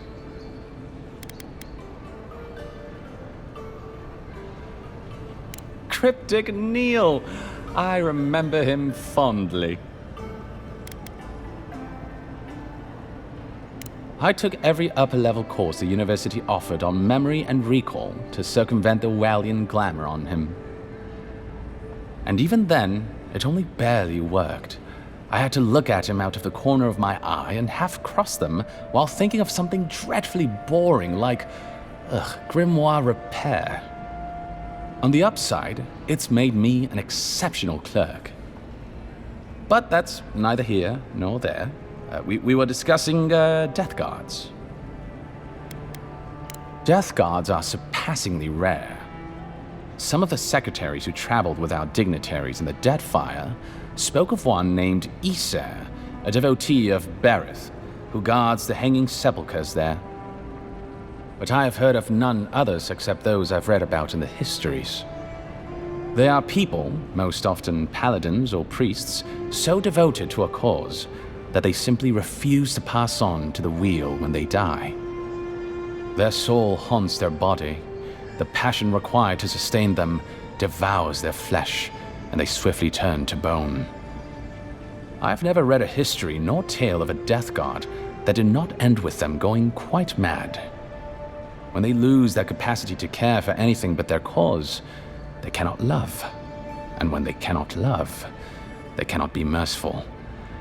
And so everything before them becomes only an obstacle.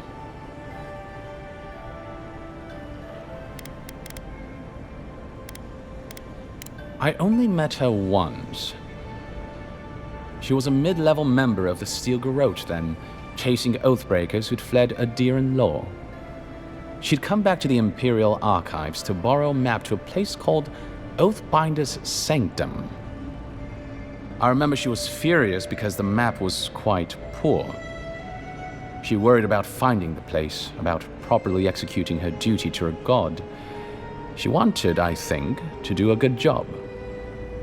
So, while clearly she has changed, in some sense, I'd say she's much the same.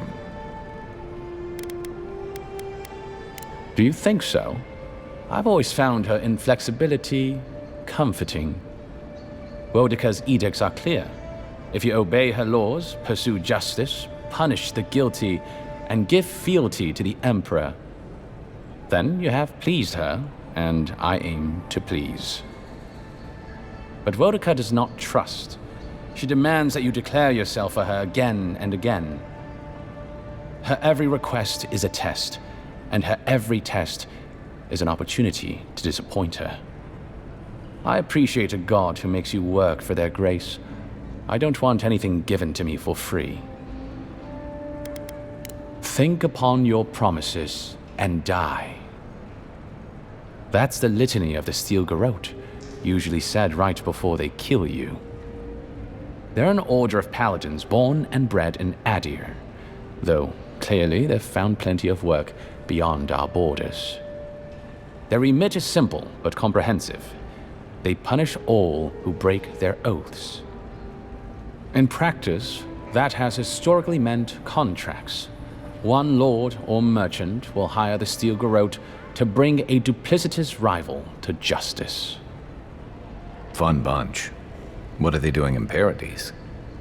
Since the events in the Deadfire, their operations have expanded.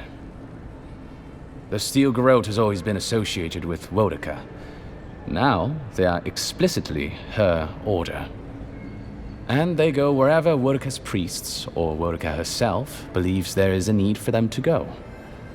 The Living Lands are a dangerous, lawless frontier in sore need of order. Thus, they are here. Or so the Steel Garrote say. By all means. Should you ever need me, I will be here. Safe travels, Envoy. Envoy, is it really you?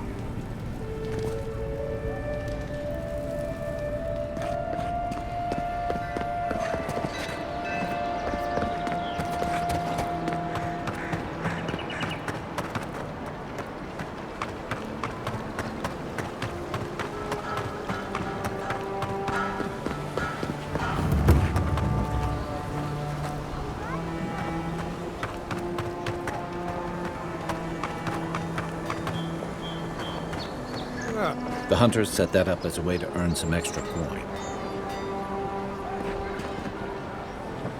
A pleasure, Envoy. I'm Aldrich, the bounty master of Paradis. If it suits your fancy, check the board for work. The dangerous kind. Some more than others.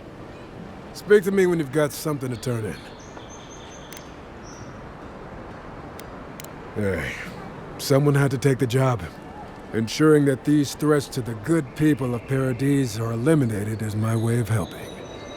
I guess I consider it my first steps down a long road to atonement. Apologies, friend, but that's none of your concern. I left there for a reason, and now I'm here.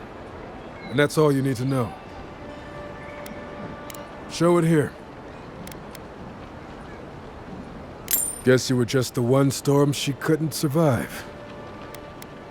Good. Too many good men and women died because of that bastard.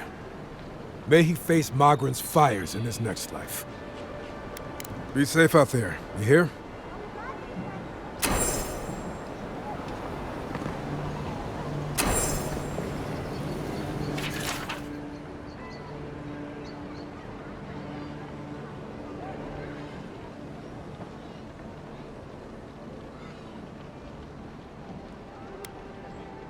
There ain't many ways into that camp from what I've heard.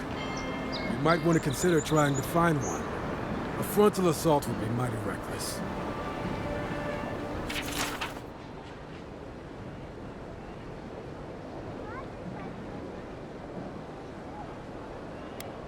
Going to take on the ogre then? Reckon he's the most dangerous bounty we've got. Be careful.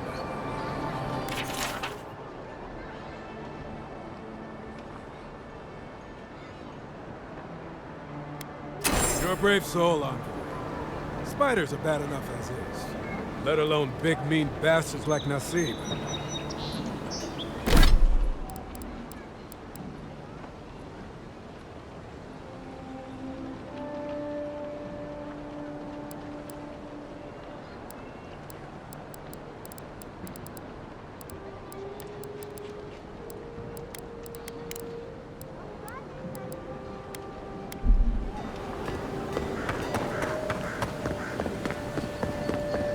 You there!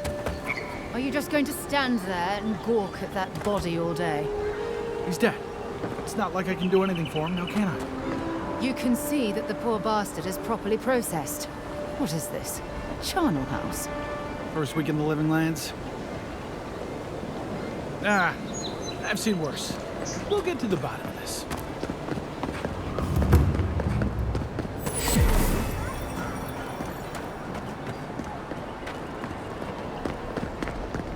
Come on, boy.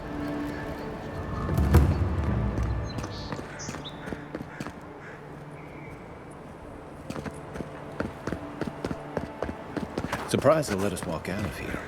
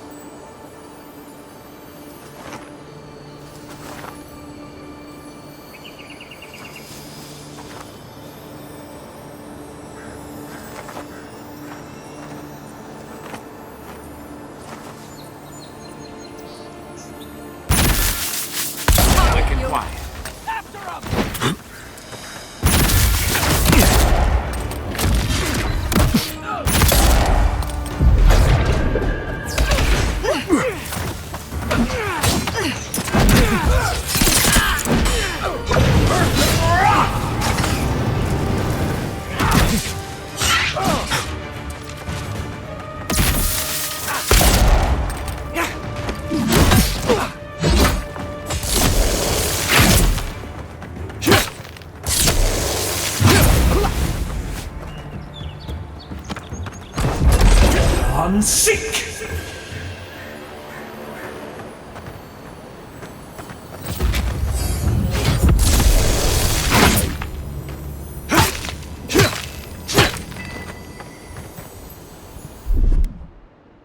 Here it comes.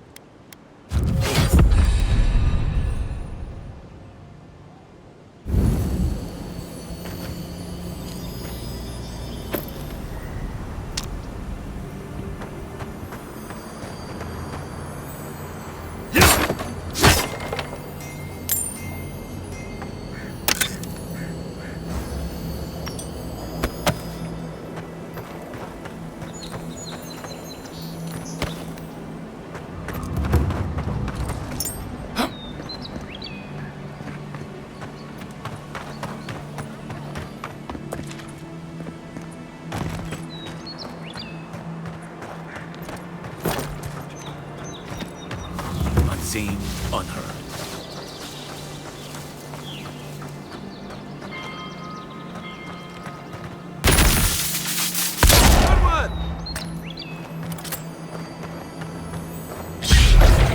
Seek! Is that that all you got? I was just getting warmed up.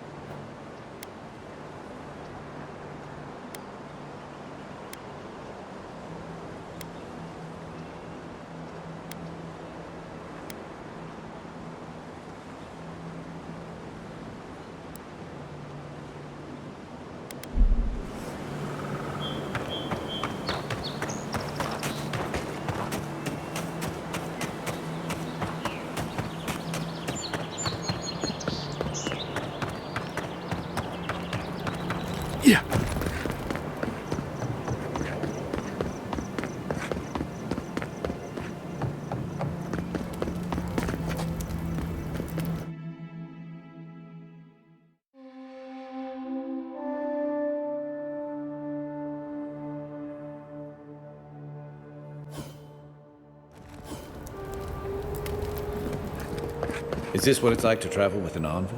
I think you're used to this.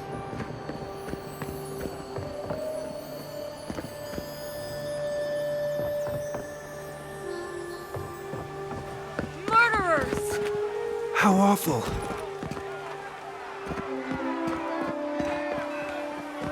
Not to worry, envoy. We've got one of the bastards.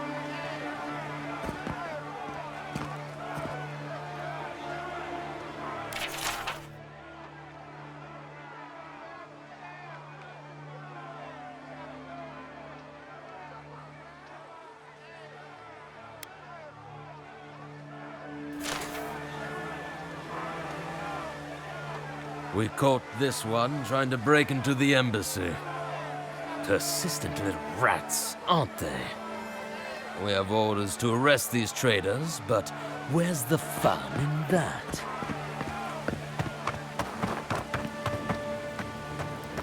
Welcome to our shrine, Envoy. Envoy, what is it?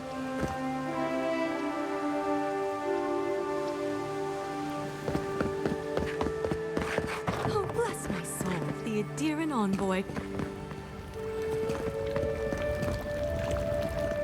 Isn't this a surprise? Not only to see you alive, but to have you grace my little workshop. Chandlers don't get many high-ranking clients. Priests and pilgrims mostly. Still, business is good. Better than good. Well, there was this Eothasian priest on his way to Emerald Stair. He was rather fond of my work.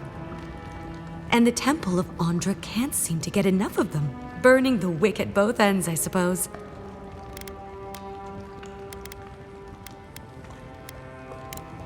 Probably a good idea.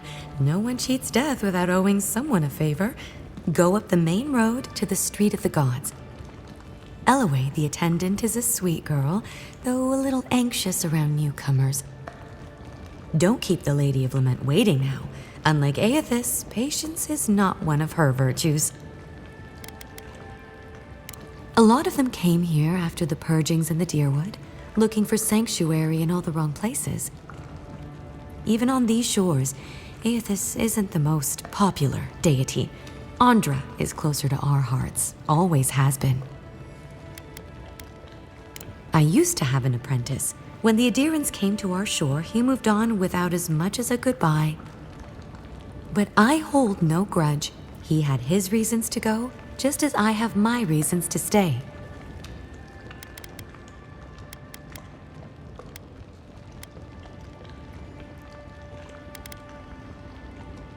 You know, you're much more even-tempered than some of your countrymen. That's a compliment, dear. Some of us understand you good folk are here to help, and some of us need a little more time. Imagine how boring this place would be if we all agreed. The living lands could use a little discipline, that's what I say. And who better to bring it than the Adirans? With the gods on my side, I won't need to, but I appreciate the invitation all the same. If you need to keep warm at night, help yourself to some Mogren's Fury. It's growing in a pot just over there.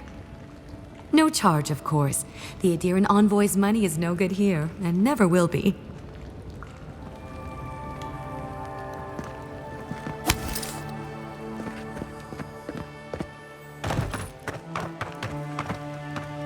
Hey, get around me. You're supposed to check in before you can... never mind. Oh, God. This job is boring. High Market. A haven of opulence in an otherwise nice city.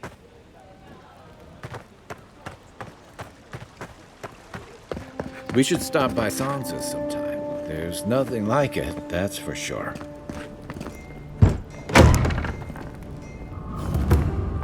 Welcome, welcome! I was hoping you would drop in.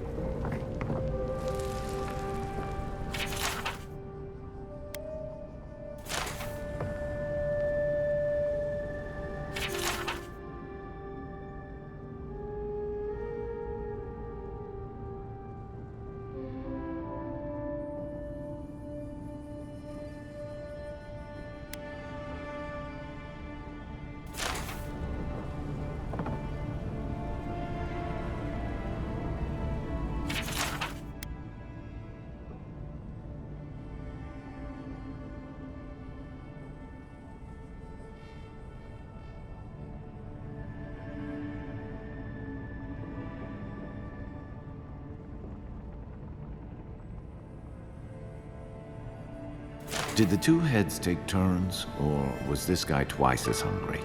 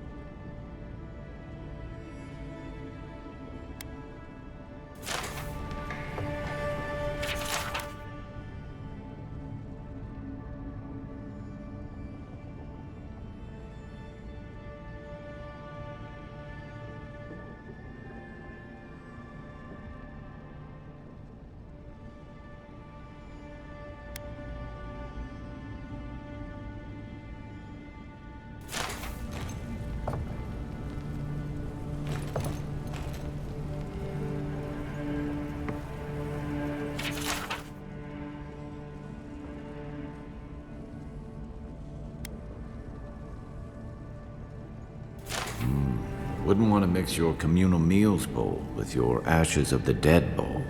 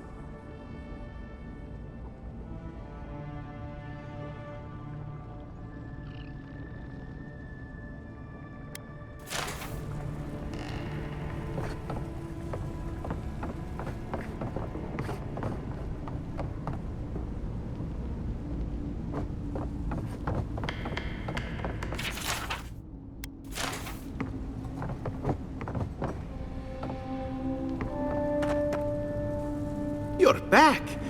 What have you found? I warned Gilmund about those Zaribs. It was Zaribs, wasn't it? Oh, on second thought, don't tell me. Please, keep searching. I'm sure the others will turn up soon.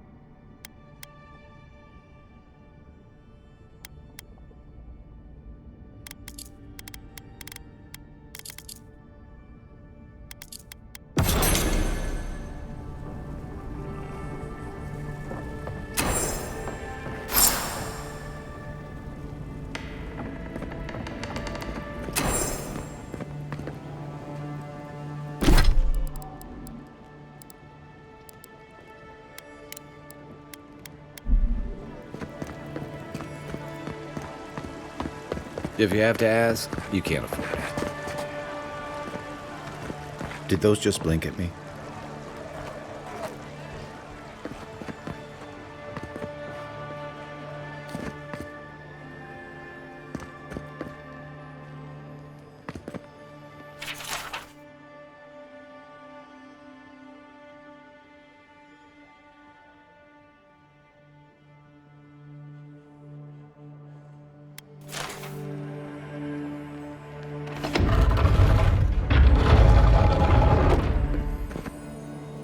Ah, a seeker of mysteries. Welcome. You are among friends. Please, close the door behind you. Thank you. Mysterious well. Unlock these lands unto us. Provide us with the knowledge our healers seek to heal the wounds of this new land. Its poisons and thorns are sharp and deadly. Keep those secrets you will, but grant us the keys to unlock them ourselves. We beg.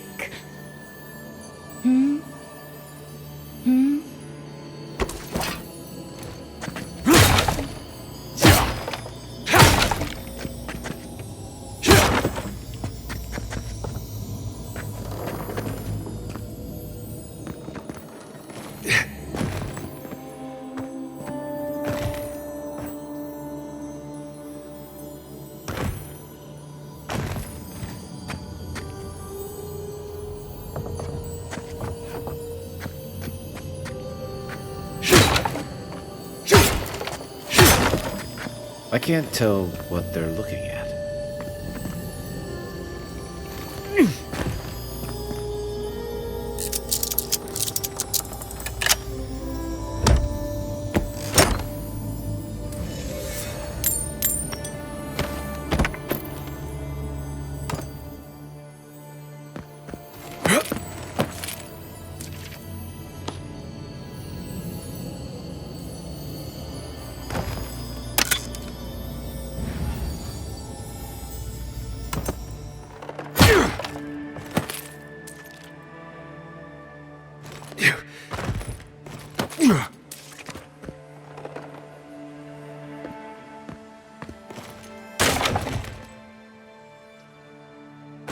May your eyes see all.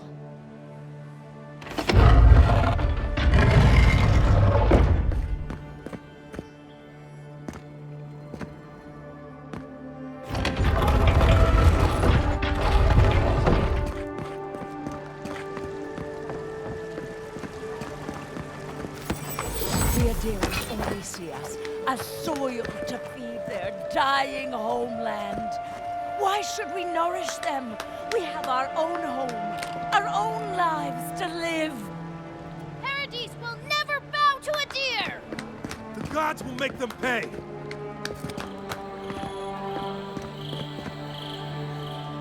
You, Adherin! You herald the end of our way of life! You are a scourge upon our city! The citizens of Paradis have come to hear the truth. They need to know what will befall us if we do not deal with you. You represent everything they stand for. You will find no peace here.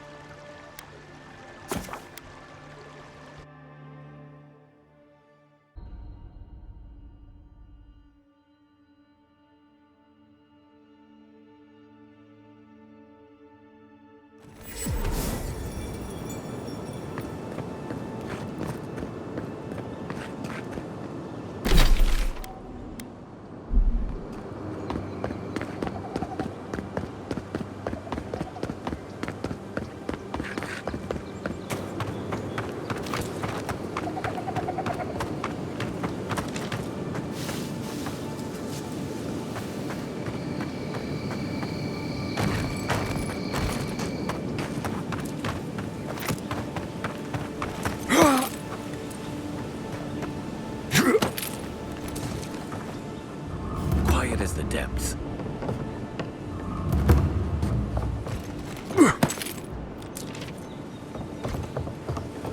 Keep your guard up. They don't look like the type to negotiate.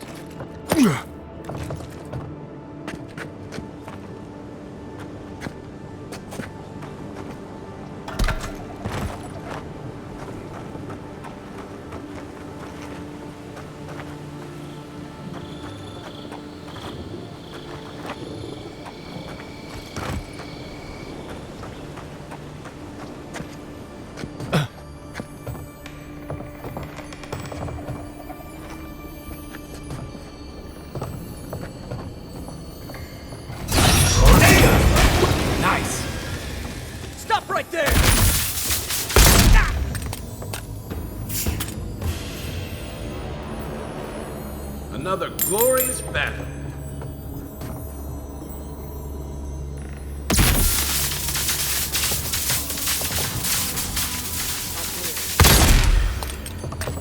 Here we go.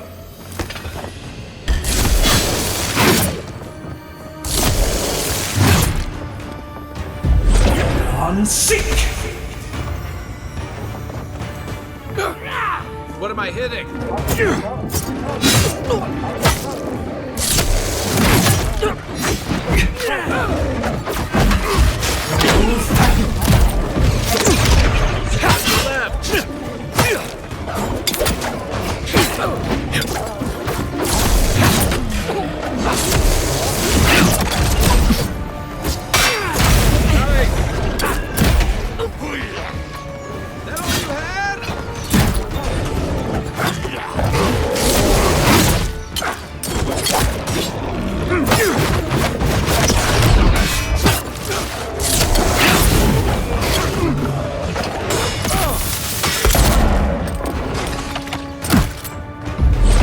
on seek!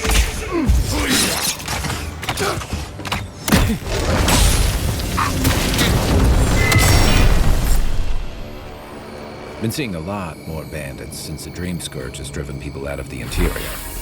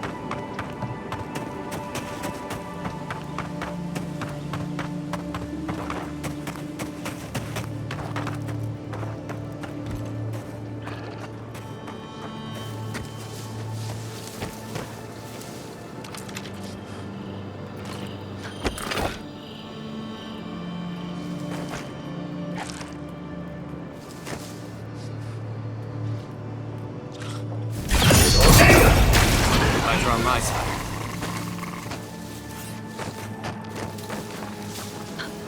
Right behind you.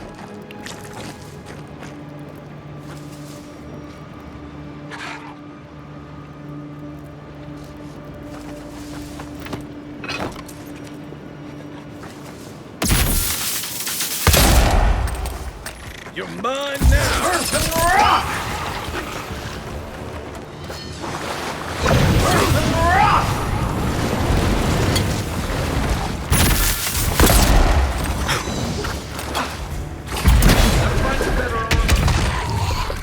Earth and rock!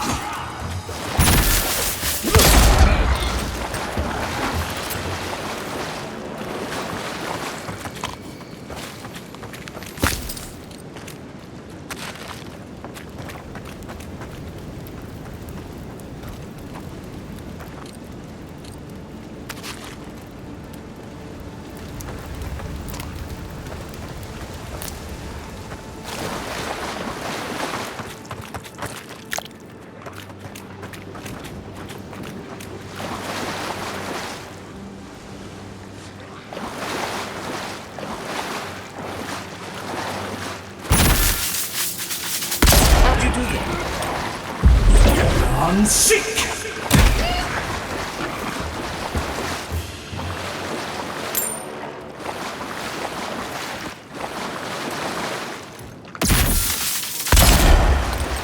This one's mine.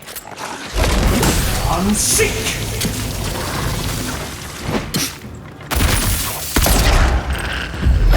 Unseek!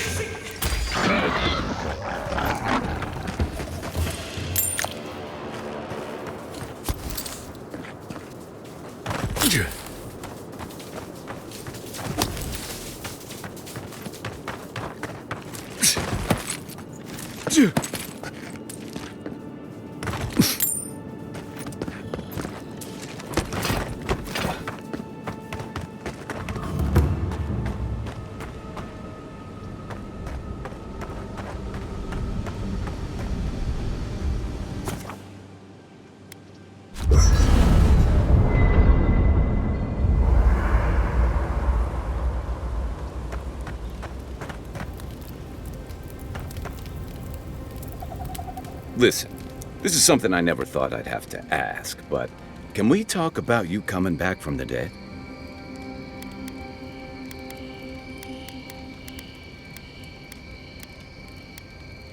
Let's talk. As if Bareth didn't just drag you out of the grave. By the time I got you to Liviana's, I don't think you had a pulse. You certainly weren't breathing. You must have spent 20 minutes as a corpse on one of her cots before you just came back. What did you see while you were gone? What do you remember?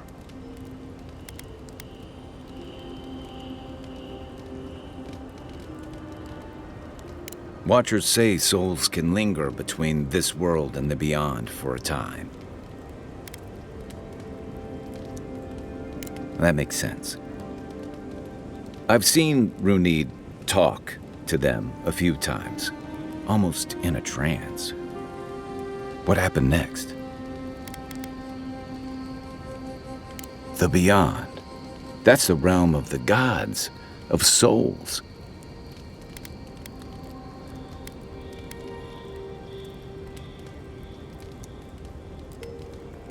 Well, that sounds kinda nice.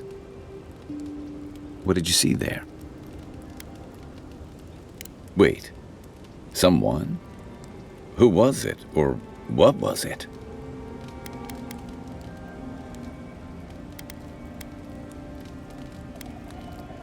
Well, that's good. Imagine how much worse this would be if you had two cryptic entities clamoring for your attention. So, someone is reaching out to you from the beyond. They saved you from death, and now they want you to free them from wherever they are. Do you trust them?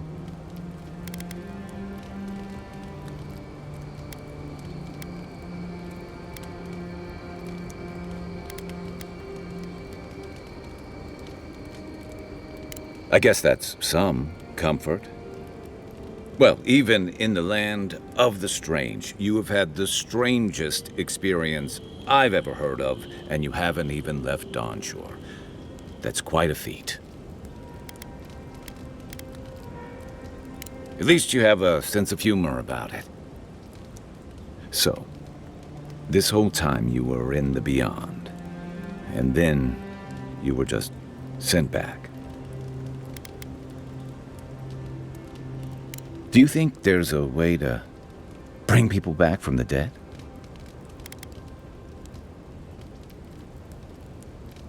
That doesn't stop them from trying, I guess. Still, thanks for humoring me. By the way, now that we've gotten to know each other, let me know if you want to train together. I've been watching your form, and I think we could learn from one another. Yeah, I've watched your form as I've gotten to know you, and it's excellent. You're smaller than I am, but I picked up a few tricks from seeing the way you move on the battlefield. I'm happy to return the favor if there's anything I can teach you.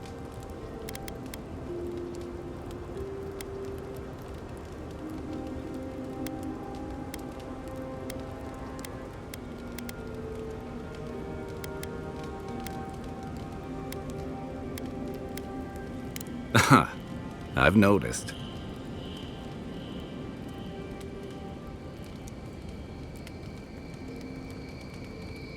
That's it. You got the hang of it. I look forward to seeing what you can do when we get back out there tomorrow. In the meantime, get some rest.